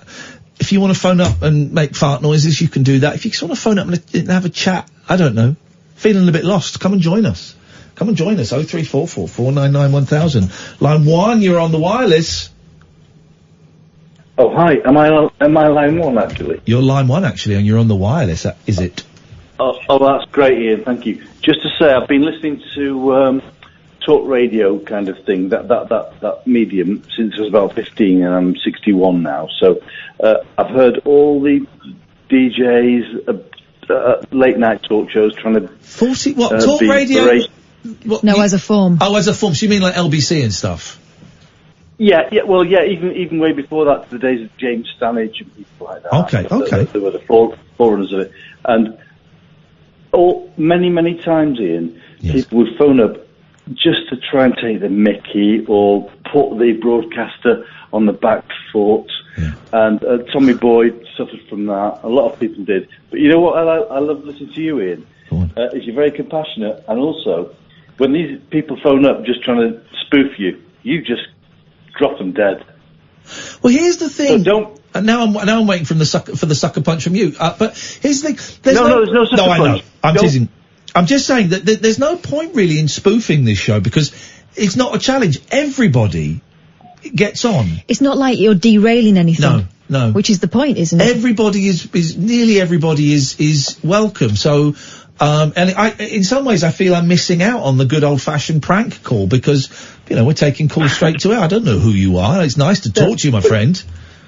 But I have spoken to you a couple of times, Ian. You've been very kind to me over a couple of particular issues that happened to me in my life. You've been very, very compassionate. But just to say, though, that you mentioned a moment ago, if I'm not mistaken, that you felt a little bit breathless and lost for words or something. I feel I'm sort of climbing out of quite a deep depression, and the last couple of days I felt myself going slowly upwards, right? And I allowed myself to think I was better, and actually in the last 40 minutes I've kind of dropped again, and I'm very hyper aware. I'm aware of what my skin feels like. I'm aware that I've got a little bit of a sore throat. I can really feel that. I'm aware of what my voice sounds like in my headphones. I can feel every word coming out of my mouth, and it's very peculiar. No, Ian, you're just so honest and so great. I love that. And the fact is, I just go back to what I said before, if you don't mind. Go on. You can battle anybody that comes at you from some stupid angle. Most talk radio presenters can be like wrong-footed. You just shoot them out knock it out of the park. Well, here's the thing. Sometimes I'm wrong-footed, but here's the thing: is honesty is the key. Honesty is the key. And if you get caught out, you go, I got caught out. Or if you don't know what to say, admit you don't know what to say. You know, it took me a long time to learn. It took me a long time to learn that if you're interviewing someone, sometimes the dumbest questions are the best. Sometimes in the past, I've interviewed people, and this works for phone-in as well. And I thought, I won't ask that question because most people will know what that means, and I don't want to look stupid. But when I was working with you, Kath, at the BBC, I learned it's okay to go, right, this is a dumb question.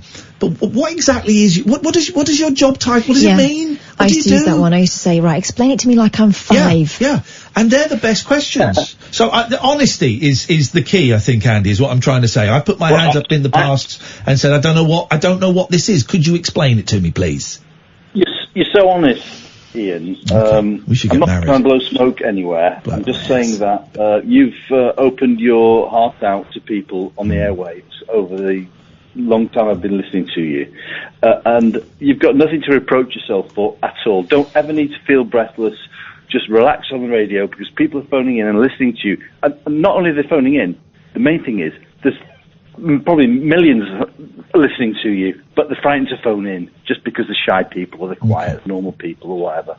I'm a bit more loquacious than those people, but you're a great presenter. Never ever feel you should feel breathless on air. Okay. Thank you very much indeed, Andy. I appreciate that. I think you may have slightly misunderstood what I was saying. Maybe I didn't explain it that well. But still, it was a nice bit of reassurance. Very, very kind of you to call in. I bet having smoke blown up your ass, literally, I bet that feels amazing. Stewarts used to do it, didn't they? What was it for? It wasn't to prove you were dead, was it? Or was it to bring you back to life? It used to perk you up, I think. I bet it feels incredible. If anybody... You don't smoke, do you, Sam? Do you vape? Okay. If anybody wants to blow smoke up, literally, up my ass, I bet Problem is, you'll probably cough it out again. I bet it feels incredible. Incredible. 0344 499 1000. Call straight to air. Let's go to line 2. 2, you're on the wireless. Hi Ian, hi Kath. Hey. Hey Dave. So songs with Lily in the title. Oh, someone's been thinking. Here we go. I was driving around today, so. Yeah. Well, you start off, don't you? All right. Pictures of Lily. Lily, the pink. Well, I said, Lily, I don't feel safe. Neptune of the seas, and not so when we please, the lily of the valley doesn't know. And fare thee well, Lily Marlene. So those are my 3. I knew Lily Marlene.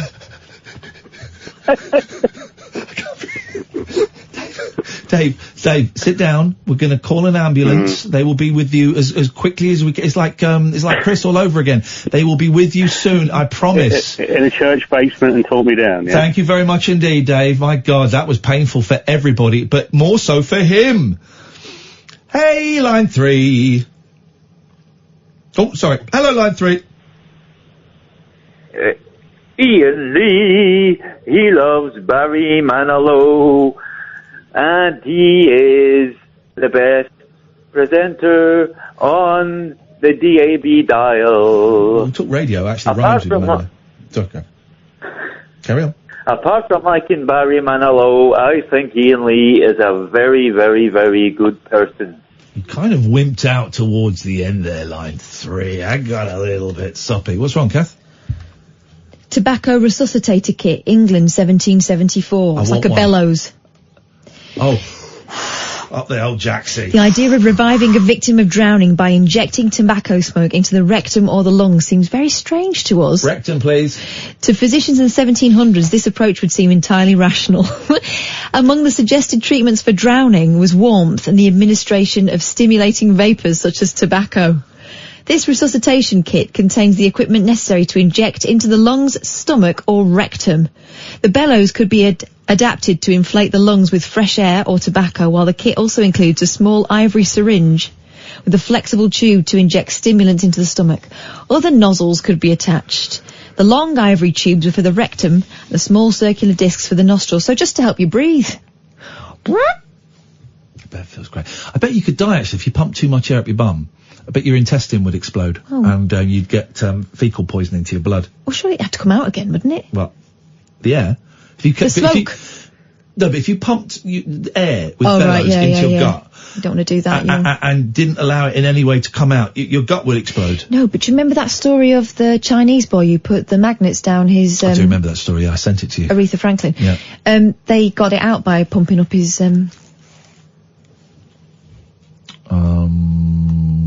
And then I'm imagining they all came jangling out.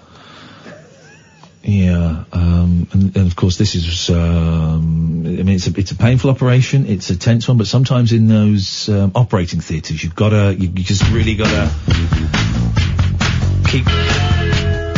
keep the vibe up.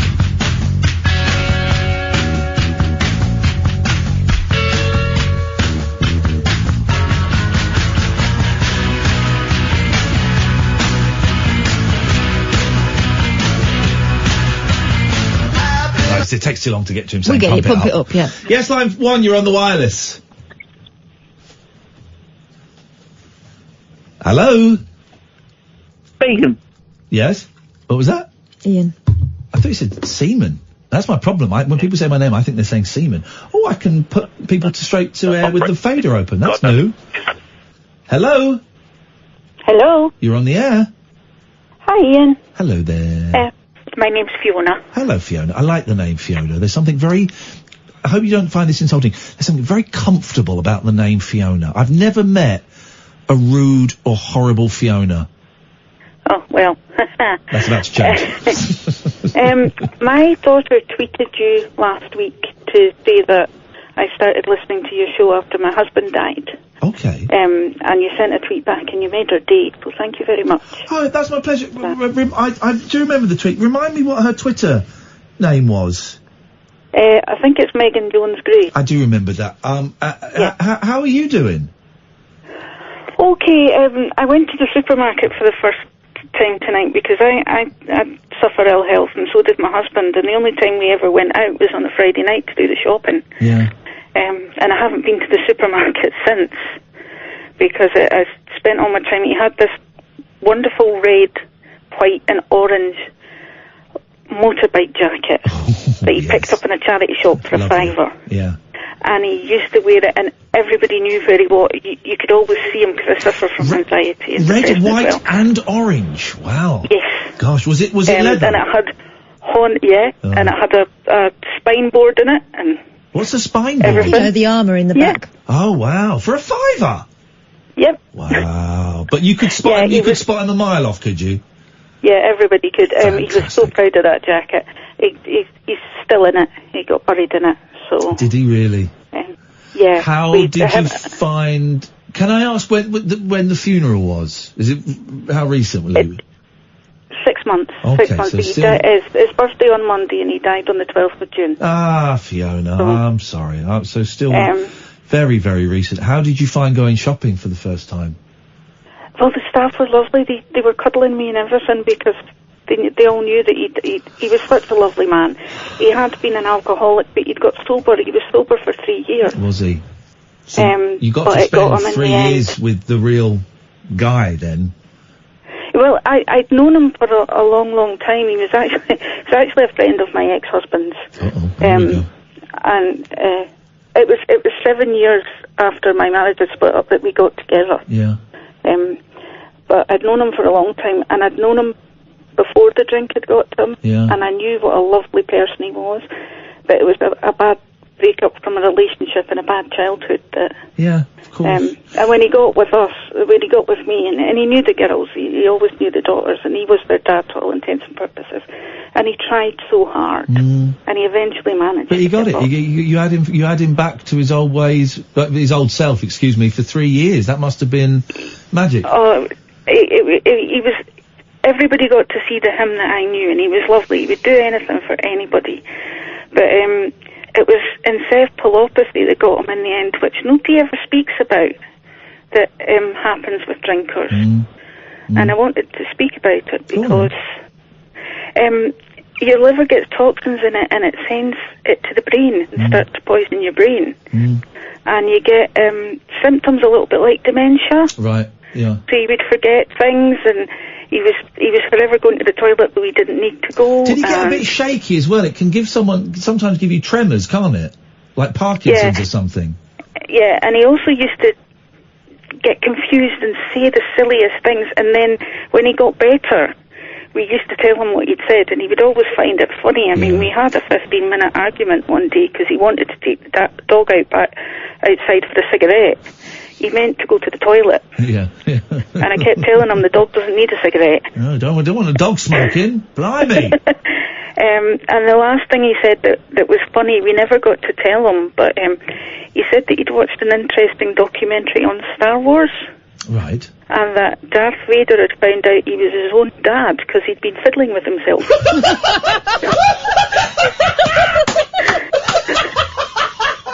Oh God, that would make that whole franchise so much more interesting, wouldn't it? That's a great. Explains the breathing.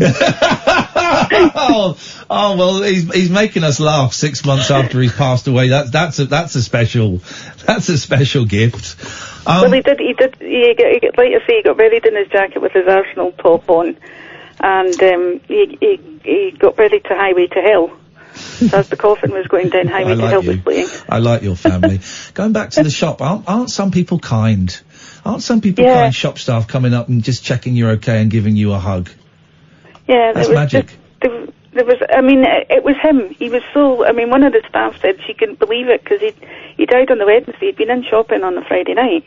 And they couldn't believe that he was gone because it was so quick. It was really, really quick.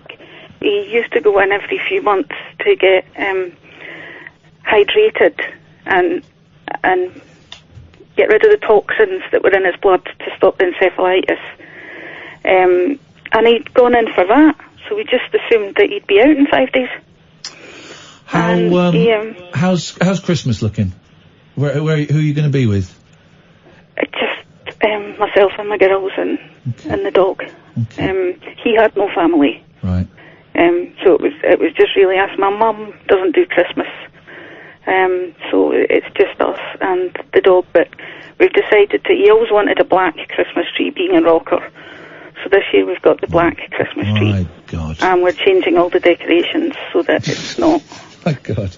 like it was when he was around, because Fiona, we always had a Santa on the door and he used to punch it as he came in the door because he didn't like Christmas. He'd punch Santa on the way in. Fiona, listen, it's so nice to talk to you. And Megan was your daughter that I spoke to on Twitter. Yeah. Right, we'll send her my love. I will do. Thank you very much. You give us a call anytime you want. And what was can I ask your husband's name? George. Well, thanks for telling us about George. You've really made us chuckle, so thank you. Okay, thank you very much, We'll speak Iain. again, Fiona. Thank you. Bye-bye. What a lovely lady. What a lovely family. Makes you think, doesn't it? Yeah. And people are nice, though. People in the shop checking she was okay. I'm not going to be honest, that jacket sounds atrocious. With the orange. But he sounds like the sort of person who didn't give a toss what anyone else thought. I like the sound of George. That made me laugh a lot. Thank you very much, Fiona. I appreciate that. We should probably take a break. This is Talk Radio.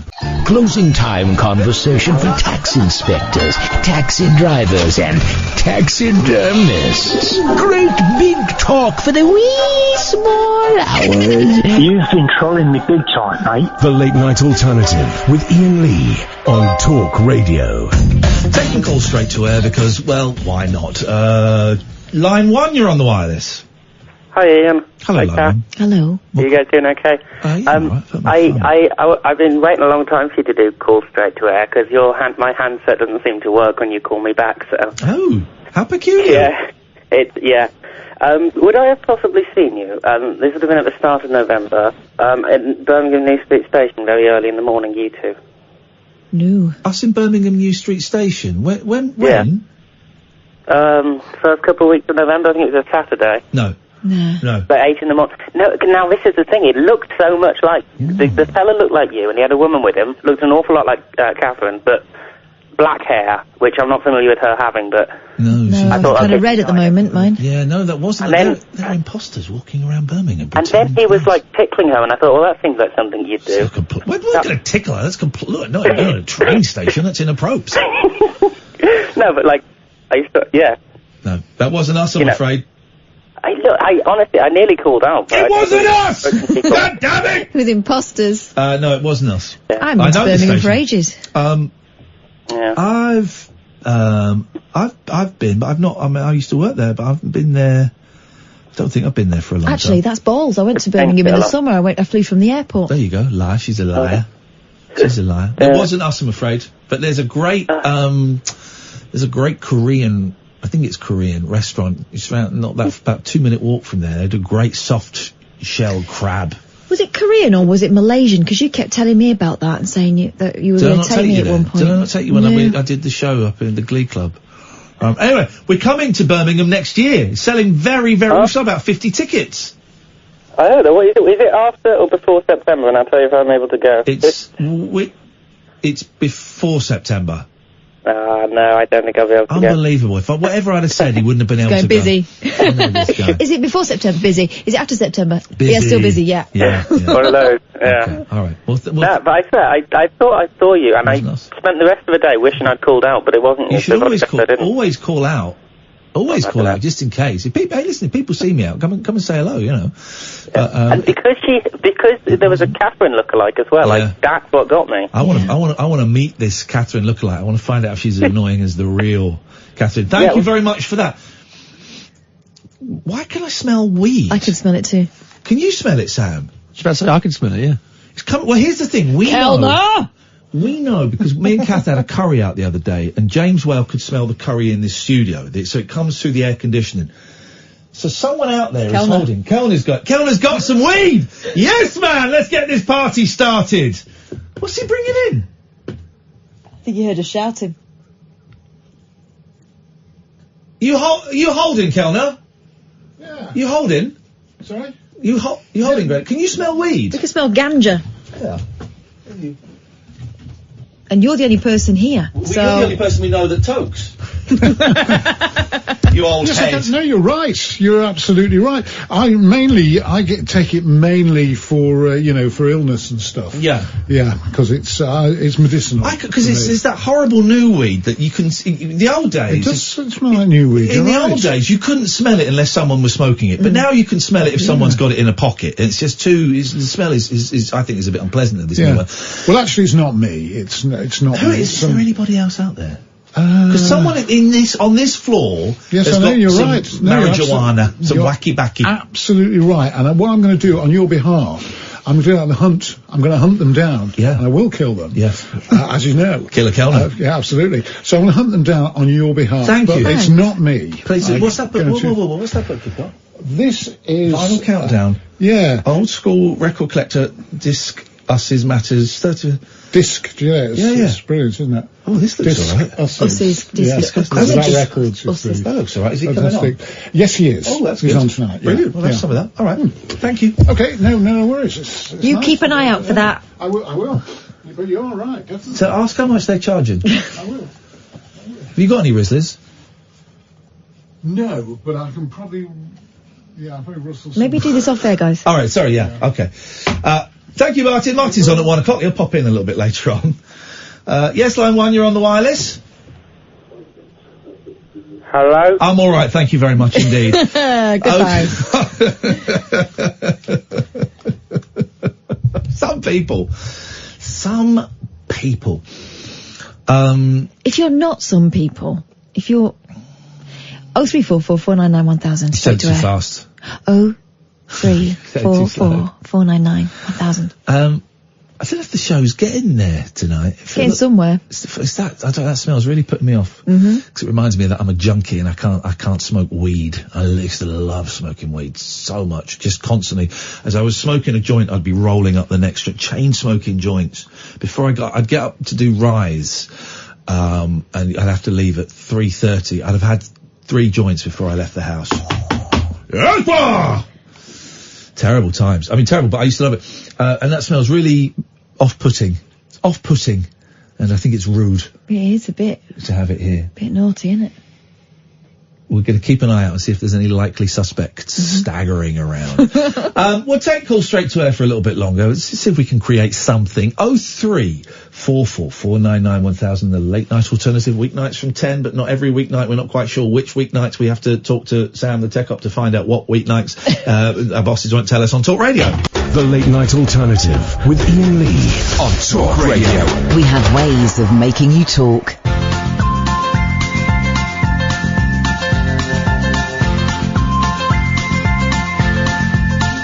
There's a voice that keeps on calling me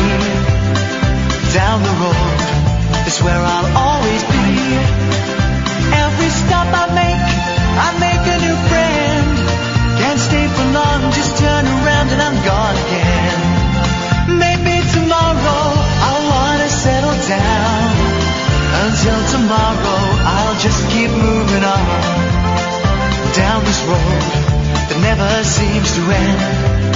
When new adventure lies just around the bend. So if you wanna join me for a while, just grab your hat, come travel light, that's old style. Maybe tomorrow I'll wanna settle down. Until tomorrow, the whole world is my home. So if you wanna join me for a while, just grab your hat, come travel light, that's old style. Maybe tomorrow I'll wanna settle down. Until tomorrow, I'll just keep moving on.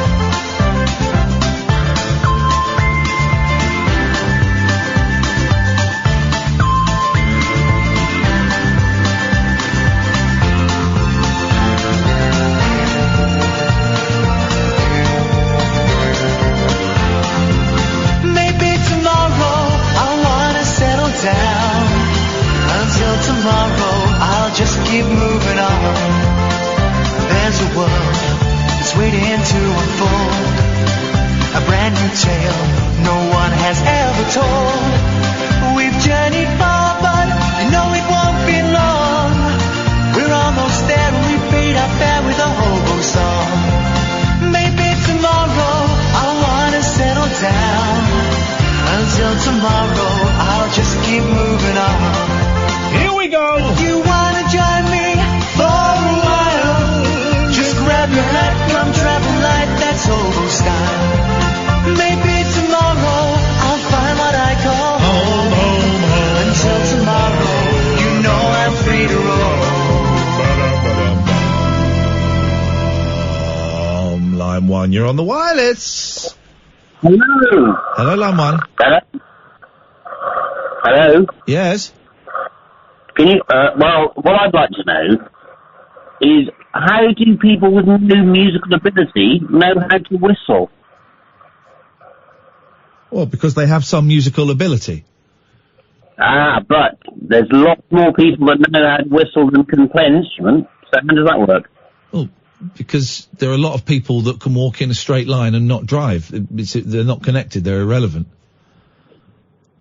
So are you saying that everyone that can whistle can also play a musical instrument that they just haven't learned? No. So, well, that's quite insightful, actually, thinking about it. I'm an insightful kind of guy. No, fair enough. It's odd, though, isn't it? Because, if someone whistles... No. It is. It's not odd. Because if someone whistles, it is really... If someone was to whistle something... But how do they know how to move their lips? Well, they learn. They don't learn from, the moment they're born. They learn, and they learn how to make the noise. My kids are learning how to whistle. I think my eldest can do it now, but they learn how to whistle, and then they learn how to control it. But they instinctively know how to go from one semitone back down to the other. No, they don't. They don't straight away. No, of course they don't. So is it a form of mimicking? No, it's whistling. It's learning to whistle. This guy's overanalyzing whistling. It's the same mechanism as singing, isn't it? Yeah, well, kind of, I suppose. Again, though, that's a form of mimicking, though, isn't it? No, no, it's not. Well, how is it not? Because it's not mimicking. You learn how to whistle. I don't understand. But how do you instinctively know? You don't instinctively know. You learn. But it's not a conscious thing. Whistling is not a conscious thing. Is that what you're saying? I'm saying no. We're saying that it's not a conscious thing that you see. See, how do you know how to move? Because I've been whistling. I've been whistling for the last 40 years. I remember I was 6. Yes, I remember I woke up my mum. I remember I woke up my mum and said, "Mum, I can whistle." You thought, that's very good, Ian. Now go back to bed, please. You practice. You learn. But how do you know where to move your lips from one note to the next? You practice. You learn. But it's instinctual. It's not. If it was instinctual, you'd be doing it from day one. My boys are learning to whistle. My eldest one can do it. My youngest one can't yet. Once they get that, then you can practice learning to make the different notes and the different noises. It's practice. Fair enough. Thank you very much indeed. I'm glad we got there in the end. Let's go to line 3. 3, you're on the wireless. Very good thing.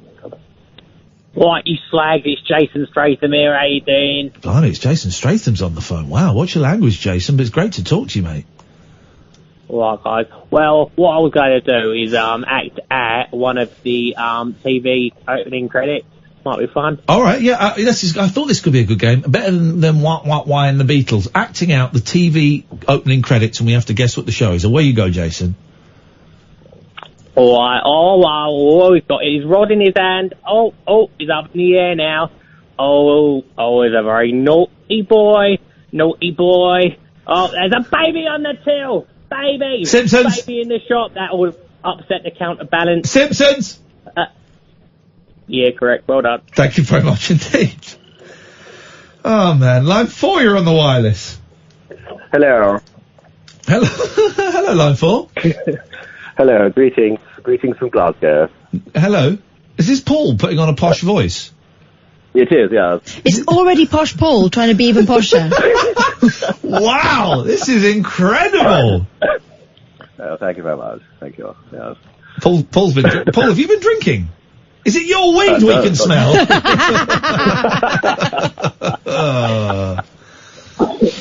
dear. I've not been drinking, but yeah, no.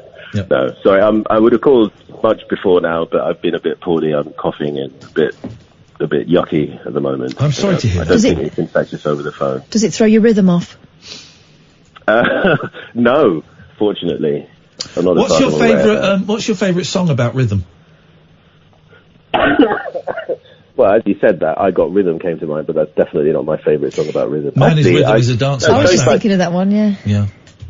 A little bit nostalgic. I'd say Rhythm Nation. I had a huge crush on Janet Jackson back in the day. Rhythm Nation, Great. what a tune. Great. I had that on tape. Yeah. Yeah, great video. Such a good dance move. I was watching it probably about 2 weeks ago. I remember thinking she looks so cool, and now you watch it and she looks like she's about to go and work in McDonald's. Oh. Oh dear, we're going to finish him off with japes. Quite possibly.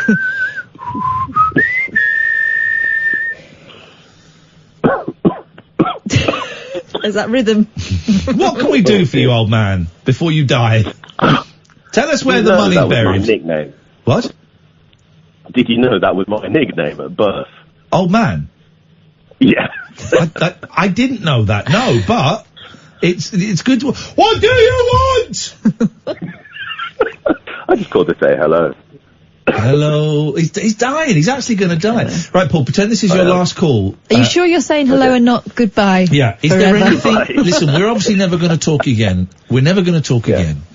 So, what is it you want to say to Catherine and I before you depart this planet?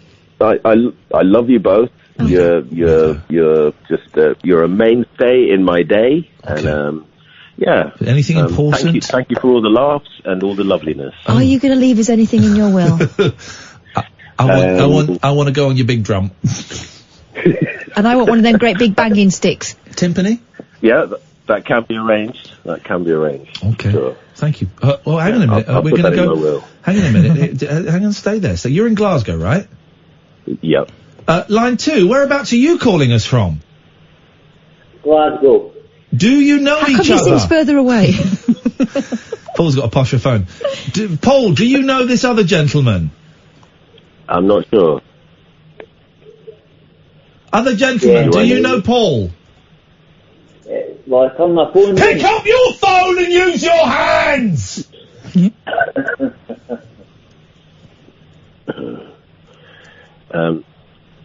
might have seen me performing. Well, we'll see. That's it. But Paul, we'll say good evening. Okay, good evening. Hello? Good evening. Yes, line 1.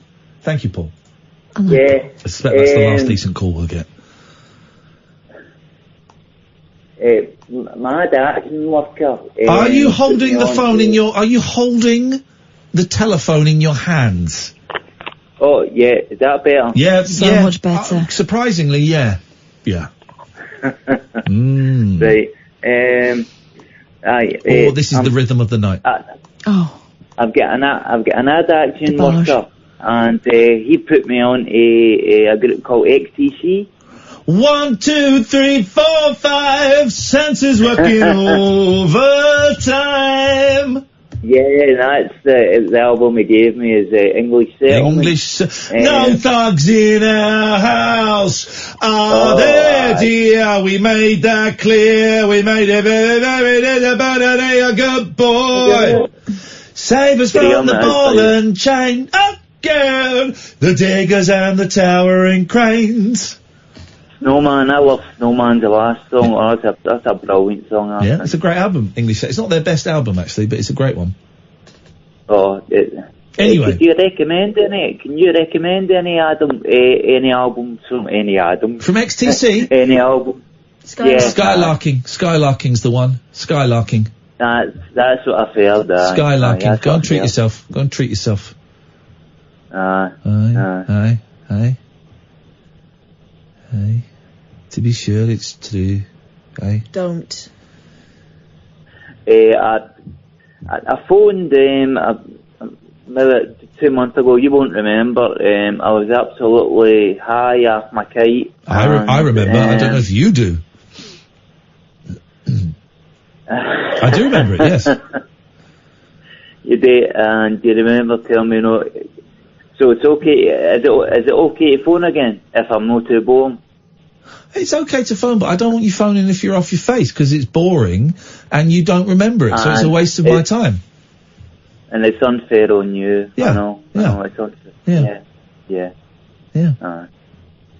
Don't take drugs. No, don't take drugs. No. Okay. I'm trying to recommend a band to you that you're a right muso though, aren't you? I know all the bands. I've got all the bands I need. I don't need any more bands. I'm full of bands. Try to think. A wee mid-90s band. No, terrible era for music. Jellyfish. Think so, aye. Delamitri. Delamitri. Mama, I love Delamitri. Of course you do. They're your country's finest. No, Mama, I love Delamitri. Who was, you remember Hue and Cry? Yeah. What did they sing? Oh, aye. What did they sing? I don't know, but I wrote it in an exercise book once that Hue and Cry are crap. Oh. I don't know why. They wrote a song called Looking for Linda, but I've got no idea. Never stop looking. Never stop looking for Linda. I'm looking out for Linda. Yeah. Try again. We're getting I'm looking for Linda. It starts like that, doesn't it? Never stop. Do it again. Never stop looking. Oh, you do that. You do when I do the harmony, you jump to the harmony. I don't. You always do it. No, I'm trying to do the harmony. I'm trained in harmonies. If you play it back, you do the melody. Never stop looking. Never stop looking. You went up. No, I didn't. I'm just doing the normal. Try to do it, but a little bit lower. Never stop looking. Never stop looking for Linda. It's got a bit ragga. I know why Linda's buggered off. Bloody awful noise. All right, Stephen. Thank you very much indeed. They're a little bit sort of slap. I'm looking for Linda. Looking for Linda. There's two of them, wasn't it? Hue and Cry. Yeah. Poor Cry. Smug gits. Here we go. Here we go. Let's have I'm looking for Linda. Actually, that's not a terrible song. It's nice. Well, it was a great song. Well, we'll find out in a few. So Fergal Sharkey, mind. Oh, that was a recent rediscovery, wasn't it? That was great. Here we go. Let's have a look. Always a bit, Oh, baby now. Here we go. Oh, baby bit now. Paul Young, Here we bit Kermit. Go whack it up a little bit, Sam. I'm getting there. What's he singing? I'm getting there. That sounds like Jesse's Jamaican accent from Little Mix, isn't it? I'm getting there. He's doing that. So it's a mix of him in a train station, and then when he goes, I'm getting there, he's sat at the kitchen. I'm guessing that's Hugh, and he sat at the kitchen table with Cry, and Cry's on like a really crappy little keyboard that fits on the kitchen table. Just having a sob. And then it cuts back to him at the train station, where I guess he's looking. There we go. What's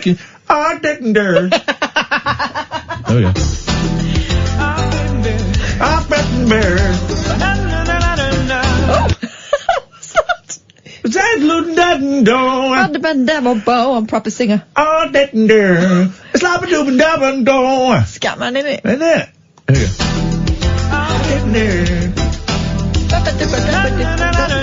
Oh, do you know who he looks like? Go on. John Leslie. Isn't it? Yes! John Leslie Jr., isn't it? Look,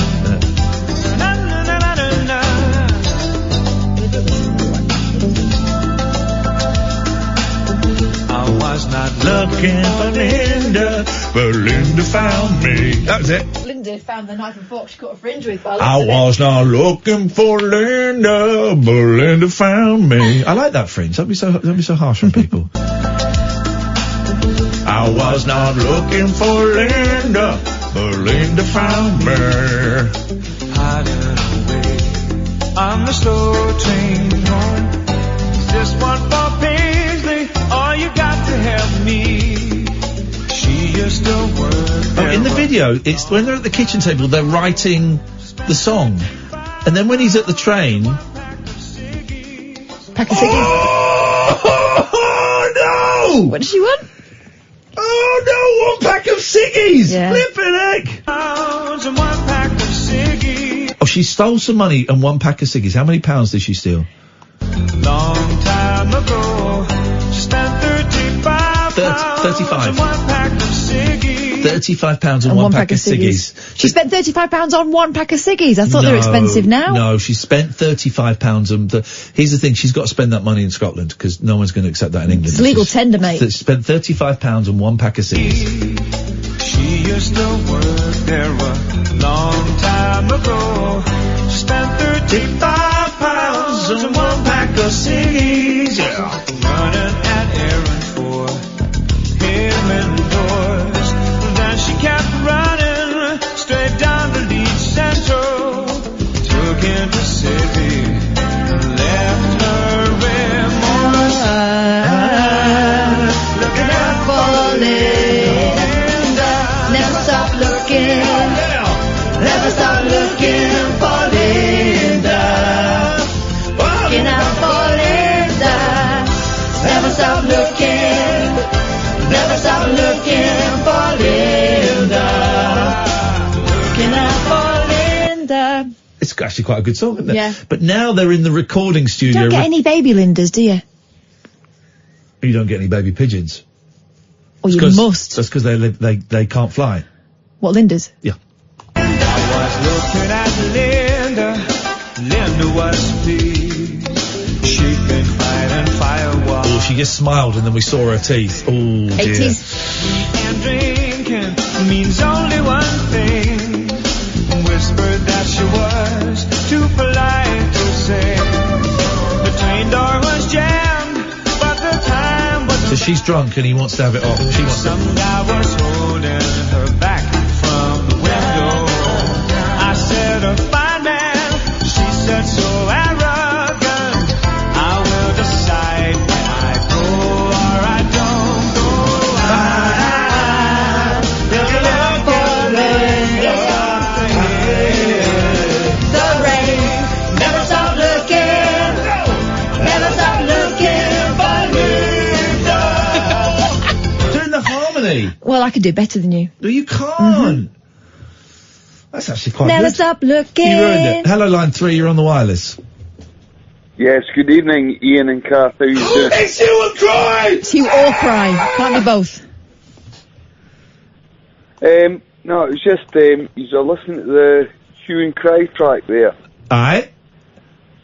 And what it is, the actual definitive setting behind it, is that the singer actually went on a train journey and embarked upon a woman called Linda, and her escape for the £35 to get the ciggies was the train journey to get away from domestic violence. And so, because he encountered her and spoke to her briefly on her way getting out of that, he always looked out to see if she was okay. Afterward, Hugh and Cry are actually two brothers, Pat and, I think it's Pat and Paul Kane. Which one's Hugh? But that, I couldn't honestly tell you which one is which, but it was two brothers that... So you telling that song is based on a true story? Yes, it is. Holy shit, yes, do you know what? The best way to do it is get in touch with them and see if you can get them on the show, because it touches on a lot of the things that you guys try and help out with. Yeah, I feel bad now for, but I was laughing at Catherine, not the song. But then that's the whole point. I mean, I'm not a big Hue and Cry fan, but that was quite sort of well known up here in Scotland, obviously. Yeah. Because at the time when it came out, the sort of the 80s, the late 80s as it were, there was a lot of things like that going on, and they wrote a song on the back of an experience that they had encountered. Golly gosh. It's the same as our sort of poppy tune Labour of Love. If you look into it, and I know you don't want to, I'm looking into it. Educate me. There's possibility of the Labour of Love song is a guy trying his knackers off to keep his wife happy, so much so she thinks she's a trophy wife, and he's running about like a headless chicken to keep her on board and keep her in what she believes is the level of lifestyle she's accustomed to, and he's had enough of it. Wow. Well, David, you've educated us in I remember Hue and Cry at the time. I didn't like them, and I had a friend that was a really good, big fan of them, and went and saw them, and I teased him. But I enjoyed that. That's a great song. Have a wee look into it a bit further, though. I mean, that's what we sort of knew of from up here, because that was the sort of background to it. Right. That is what had happened. It was. Nice one. A young woman suffering domestic violence. And Davey, I'm going to look into it, and I appreciate your education in all the Hue and indeed the Cry. Thank you, mate. Cheers. Take care, guys. Thank you very much indeed. This was the other hit, of course. Thank you, Davey. I enjoyed that. I don't know anything. Here we go. Looking out there. Yeah.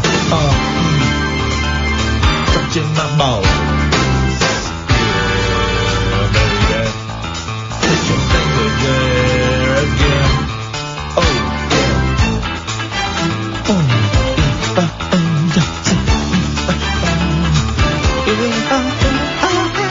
There we go. I knew I'd get you. You were completely bored, and then I got you there. But you wasn't so I like these Scottish white soul boys. Wet, wet, wet. Another remix. I can't remember how this goes. Get away now. It's my labor. We're gonna fight for the right to get into my heart. This must be like Sam hanging out with his mum and dad. This is what we're going to be like in the old people's home. We'll have sudden flashes. Here we go. From my labor of love, you're gonna fight for the right to get into my heart. Ain't gonna work for you no more. Ain't gonna. There we go. He's talking about withdrawing his labour. No more. That's actually quite good. I quite enjoyed It's a that. tune. Turns out it was a jam. The ads, have we? We had it all wrong. Stuff the ads. I want to go to line 2. Good evening, line 2. It's Hue and Cry night here on Talk Radio. What can we do for you, Hue and Cry? Oh, Jesus, wet like a baby. It's your turn. Hello? Hello? Hello? Yeah. Hello? Yeah. I'm on you there. Not for much longer. Nigel, go in the kitchen, please, and lean over whatever you need to lean over so we can hear you. Hello, it's the kettle's on, that's it. I bet wait for the kettle to go off. Hang on. Hello? Hello? Oh, it's me. I thought you was asking for someone else. Well, it's you. We got you. What can we do for you tonight? Caller? I just rang up because my brother has nerved me for a while, and they were a bit annoyed that I went on James Wells' show the other night. Why would they be annoyed at that? What's it got to do with them? Well, not annoyed, but they wondered why I went on James Wells. I just thought I should. You can go on whatever. You can go on whatever show you want to go on. If your brother don't like it, tell him to shove it up his jacksie. It's got nothing to do with it. It's got nothing to do with it. No, his wife wondered why I went on it. You know. Okay. Right. Well. Okay. Anyway. Yeah. Have you had a good day? It's been all right. Up and down, etsy-ketsy. Oh, I'll tell you what's happened to me. My wheel collapsed on my bike. The front wheel actually collapsed. Oh, no. And the tyre broke after that. So I had to walk home from Maidstone, which is 6 miles. Walk home. And I got a friend in the village where I live to put a new wheel on the tyre on for me, and I'm going to pay him next week. So that was handy that I had him to help me. How much is that going to cost? So, only £30 for the whole lot, for the whole thing. That's not bad, really. You know, a new wheel and a tyre. Yeah. Plus he mended an in tube that was broken as well. Yeah, okay. So, I mean, I usually get a puncture, but I've never had a wheel actually split. Yeah, you know where the brake goes round it? In the groove. Yeah. In the groove, what happens was that bit wears sometimes, and they can actually collapse. It's the first time I've had a wheel collapse like that. Yeah. Okay. All right, Nigel. Yeah, good job it wasn't me that collapsed. Isn't it? All right, Nigel. You got anything else you want to say before we move on? I'm dreaming of a white Christmas, just like the ones I used to know.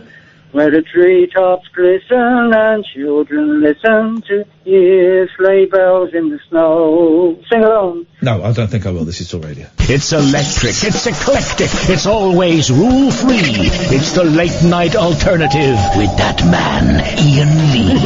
On Talk Radio. Take calls straight to air, 0344 499 1000. Line 1, you're on the wireless. Hello, Ian, and hello, Kath. Hello, Line 1. What can we do for you tonight, please? I just thought I'd ring in for a check-up, because last time I rang in, it was a bit of a broken mess down the phone. And yes. How are you doing now? Well, less of a broken mess. There you go. So that's progress, I guess. That's progress. Heading in the right direction. Yeah. And distracting myself with gaming and things like that. You know. What are you playing? Funnily enough, I'm playing The Sims, which is good. Play some Sims, boys. It's mindless distraction, you know, when you're just sort of randomly building a house, and it gives you sort of a fantasy getaway where you have a full-time job and things like that, you know. That's all right. Yeah. That's all right. That's all right. Well, it was nice, the next day, I didn't get out of bed till like 7 o'clock in the evening, and I had lots of messages on Twitter from people. It's a good community of people out there, and it was nice to have that. It wasn't expected. Yeah, well, you're a good man, CJ, and a lot of people care about you. So, well, hang in there. I am trying. Yeah, got to wait till the 20th to see my doctors, but it's one of them time of year, where you're always time to see your doctors. But what can they do? Yeah, exactly. Hang in there, man. It's good to hear you sounding considerably better than you did the last time we spoke. Yeah. Because when you have a moment like that, do you ever feel like it's a blur, like a sort of, like you're in a trance with it, and when you sort of come out of it, the next day you're like, what the hell happened there? Yeah, it was like strange. Yeah. Well, you made it out the other side, man. One foot in front of the other, and all those other cliches that actually are grounded in some form of reality. Yeah, they are. Of course they are. All right. Hey, listen, man. Nice to talk to you. I'm glad things are heading in the right direction. Let's go to line 2. You're on the wireless. Hello? Hello, Ian. Yes? Hello, Ian. A quick question for you. Is this Hugh or Cry? This is Hugh. Is it Hugh? Yeah. No, not from Hue and Cry. Jesus, a Scottish fella called No, Hugh, and he's... Yeah. No, I'm not bucking your head. No, I'm not bucking your head. No, I'm just going by the, your 100% record on the, Marconi question. When I asked you what Marconi... Scottish.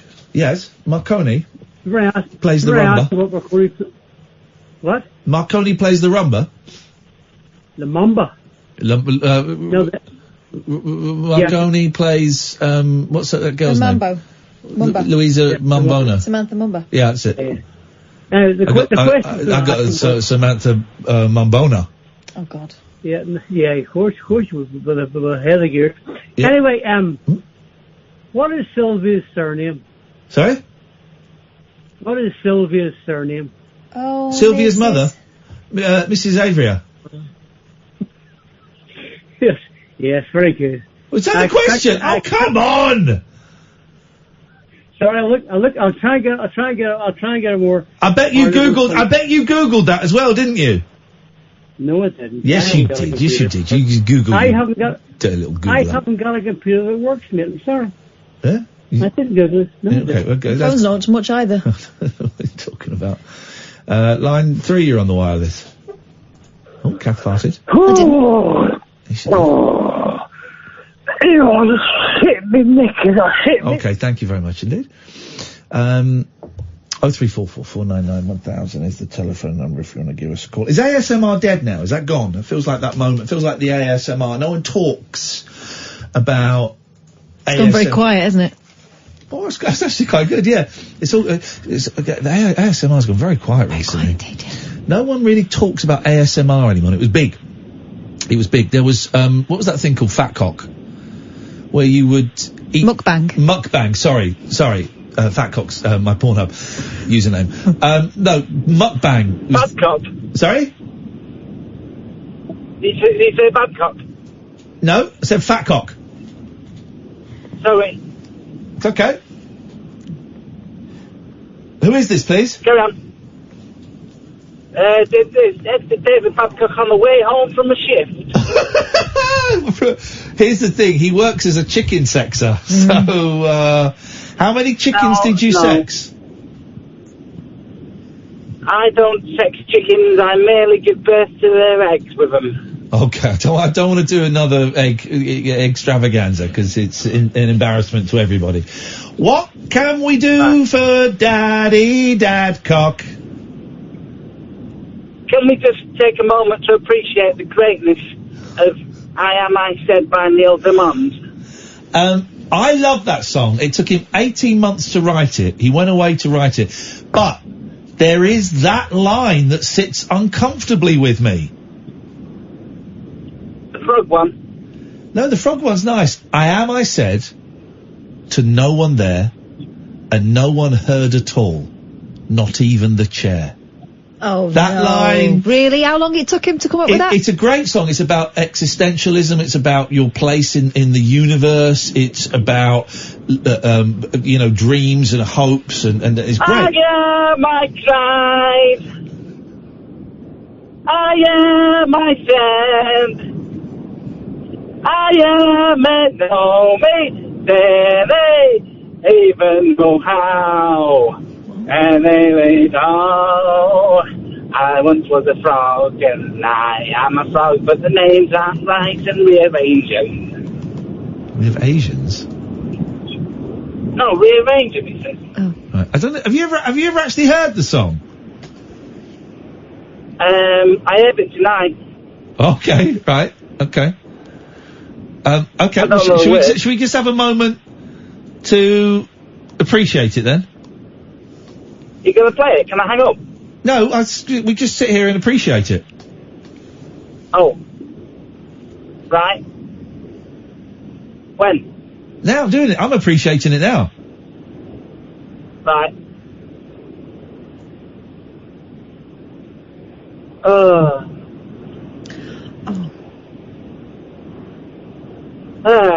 Don't appreciate it while you're doing that. I'm driving. Oh.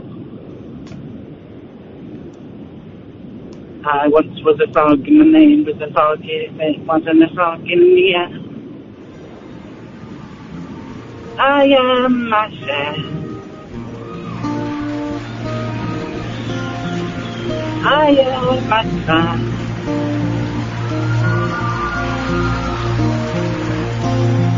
LA's fine, the sun shines most of the time, and the feeling is laid back. Palm trees grow and rents are low, but you know it. Keep thinking about making my way back. Well, I'm New York City born and raised, but nowadays I'm lost between two shores. LA's fine, but it ain't home, and New York's home, but it ain't mine no more.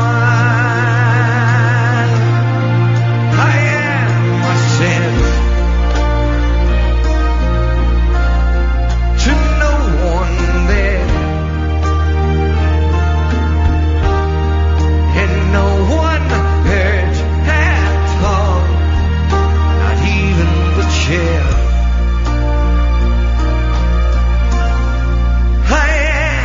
Cry. I am, said I, and I am lost, and I can even say why.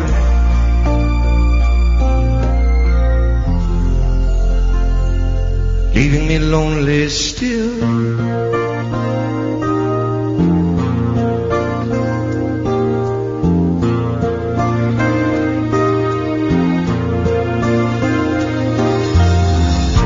Read about a frog who dreamed of being a king and then became one. Well, except for the names and a few other changes, if you talk about me, the story is the same one. But I've got an emptiness deep inside, and I've tried, but it won't let me go.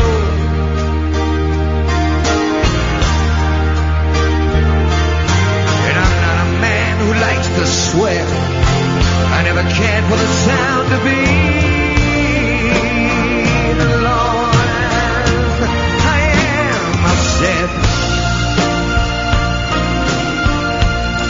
to no one there, and no one heard at all, not even the chair.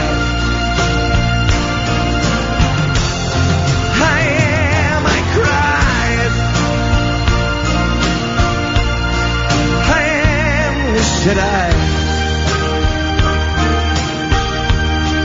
and I am lost, and I can't even say why.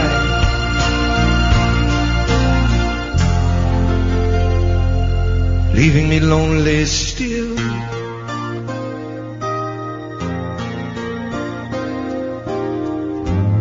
LA's fine, the sun shines most of the time. Oh no. No. Did you ever read about a frog who dreamed of being a king? Hang on. Oh. Nobody done that. Well, except for the names and a few other changes, if you talk about me. Oh no. Oh no. No, no. Oh no. No.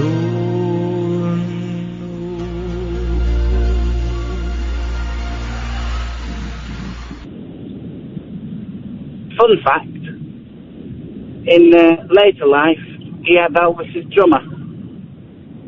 Jacked up jive talk for janitors, jazz cats, and gin-soaked boys and girls. Is that Commando? If you're awake, You're welcome. I've got 5 cactus needles stuck in my...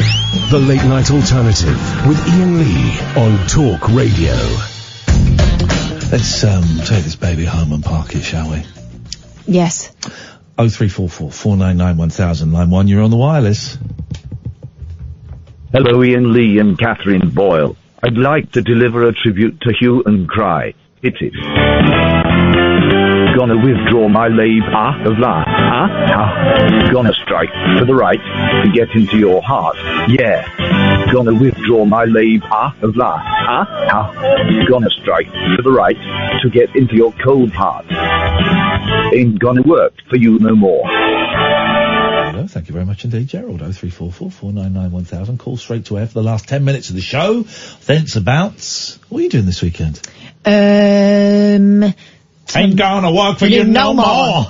I think there's a family party on Sunday. A family party with cakes and streamers. So there might be some jelly. Yeah, and then I think there might be some ice cream, Christmas tree action. Was shoving a thing at my bum? Pardon me. Excuse me. No, I'm not going to do that this time. I'm going to get a proper fairy. I was thinking of getting a Christmas tree, and now I think I can't be bothered. We'll see how you feel tomorrow. Get lost. Up yours. Aye.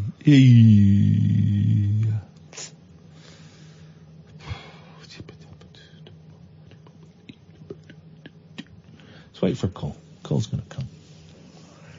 Call's gonna come, man. I feel a vibe. Tired tonight. I sleep well. Got no builders coming around tomorrow morning. Coming in the afternoon. You can have a lie-in, can you? Have a lie-in. I can let the cats out of the living room tonight, so the cats can roam free around the house for the first time in ages. The babies haven't got the cat flu. Shut that cat flap. No builders coming tomorrow, so everyone can walk around. Like they own the place. Like they own the goddamn place. Have you still not showered? Sorry? You still not showered? Screw you. That is actually libel, and that could stop me getting work. So you probably owe me about £50,000. I have showered. I used the showers down here, despite the fact the security man said, "Oh, your pass won't get you in." I said, "Really?" He said, "Yeah, your pass won't get you in." You've got a dirty pass. So I got him. So I showered at my ex's today. I showered at work last night, but the first shower I had this week was Wednesday, and before that I hadn't showered since Friday. I just washed with a dirty flannel in lukewarm water, and I would wash my genitals and then my face. What? No, that's the wrong order. So what? So I do my face and then my genitals. Well, the next day, I'm still touching my face with my genital flannel. Don't you wash your flannel? What do you mean wash it? If I'm using it to do me pits and bits, and I wash the flannel afterwards. But what do you mean wash it? You put it in the washing machine. Like soap and water. I put it in the water and squeeze it. I dumped that. Well, I've got to make sure that I dump it from the podcast. Line 1, you're on the wireless. Is that me? Yes, it's you. Hey, it's Craig Neal speaking. Let's test your memory. How are you, sir? You're a singer, and you sing Neil Diamond songs. You are first class, my and I've not spoken to this guy I've not spoken to you for about 10 years. I know, when I came into the studio and sang some songs for this you. This guy is great, and we were going to record Sweet Caroline together, and it never happened. I remember that. This guy's great. Craig Neal is great. He's proper. I'm not even doing the thing now. This guy is almost as good a singer as I. Oh, gosh. Yeah. High praise indeed, Craig. Not as good. Craig, we haven't spoken. It's about 9-10 years, isn't it, since we've spoken? I know. I'm sorry. I've not been in touch. You left the other station. I didn't know where you went. Scumbag. And then I was driving home one day, and I thought, I'm going to just flick through the channels, and lo and behold, there you were. I was like, finally, I found my favourite presenter. You could have Googled it, you could have Googled me, you asshole. Hey, what are you doing, man? Are you still singing? Are you still working? Yeah, I'm on my way home from a gig right now, and I just put the radio on, and I heard something about I said, I thought, that's the perfect excuse to catch up with Iain. We've been celebrating the magic of Manilow tonight, because I'm really getting into Barry Manilow. Some great songs. But then we had this really weird, creepy, horrible guy phone up, but remind us that I Said by Neil Diamond is one of the great all-time songs, apart from that line about the chair. What did you sing tonight? Give me some of your set list from tonight, Craig. Okay, well, I've got a new show. I wasn't doing it tonight, but I've got a new show that's called The Brooklyn Boys, which is the music of Barry Manilow and Neil Diamond together. So I think, the zeitgeist is strong with this one. So I'm trying to get that off the ground. I'm just debating whether to take it on a tour with a band or just stick to backing tracks for the Well, here's the thing. You know with a band it's going to be infinitely better, but you also know with a band you got to pay the band. And you know, and I get that thing. It's you still do a great show with backing tapes because you're great, but it's that thing of do you want to, you know, you got to compromise. You want a really great show with a live band because there ain't nothing like a live band, or do you want to earn some money and and put some food on the table? There you go. That's the dilemma. It is, man. Exactly right. I've done the shows with the big 12 Beats bands and all the backing singers and dancers, and that's been amazing. But you're right, it comes down to what makes the most money, and sometimes people just want to hear the voice. They want to hear the song sung, and they're not too fussed whether there's a band or not. You know, I'm not sure where to go with it. But tonight's show, I've done a song. It's really weird. Since I've seen you, I've got married. I've got 2 kids now, and my 5-year-old son is nuts on Barry Manilow. Wow, well done, you. He gets in the car. And he gets in the car and he doesn't ask for the Mandy's or the One Voice or I write the song. He asks for the more obscure songs. Go on, what's he asking for? Who Needs to Dream. And he asks for Who Needs to Dream. Wow. His version, the version he's done of Elvis is If I Can Dream. Yeah. And he's actually got me into a song which I've known for years, but I listened to it. I thought this could be a great song in the set, and I sang it tonight. It's a song called Brooklyn Blues. It's from the Manilow Jazz album. Okay, I don't know that. It's really, really... and did it go down well in the set? It went down brilliant. I opened the set with Barry White, Just the Way You Are, and then I went into this Brooklyn Blues, and it's got a really cool vibe. And people don't know it's not a famous Manilow song, but they kind of start clicking their fingers and they're getting into it. It's great. It's a great song. Check it out. Hey, since we last spoke, I got married, had 2 kids, and got divorced, and had several nervous breakdowns. So sounds like I'm sorry. I heard that there was some sort of things going on with you, and I was gutted for you because you're a great guy. And I really appreciate when you brought me into the studio that time. Craig, let me tell you, the number of people and Kath will vouch for this, number of people that phone me up or come to our live shows and go, oh, I used to call you, and I kind of have a blank face of panic of I ain't going to remember this. Straight away I remember this guy. This guy had talent, like proper talent.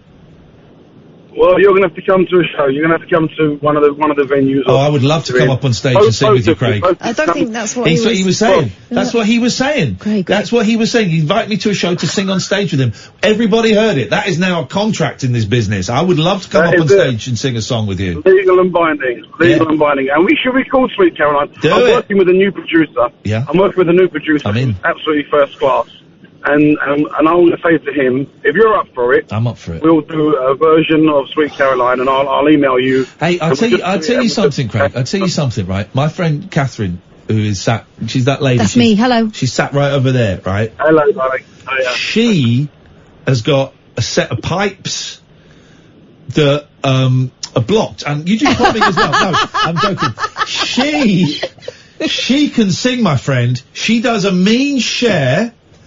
And not so mean Cilla Black, a cruel Cilla Black. She doesn't mean she can sing, man. Get us in. We'll come in and do a song with you. Yeah.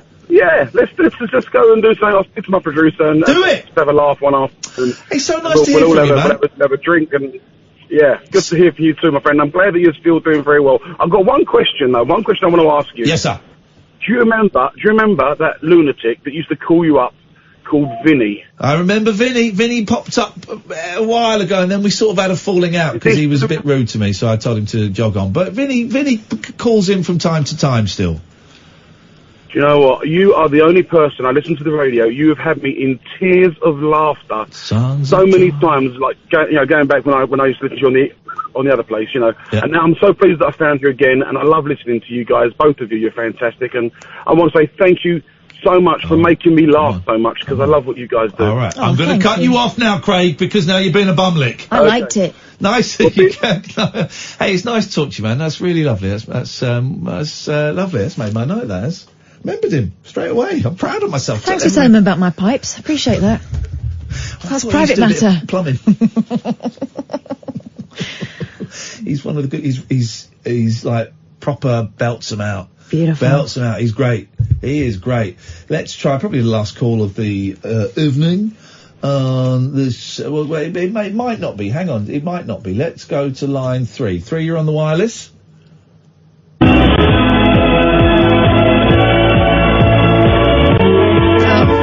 is this?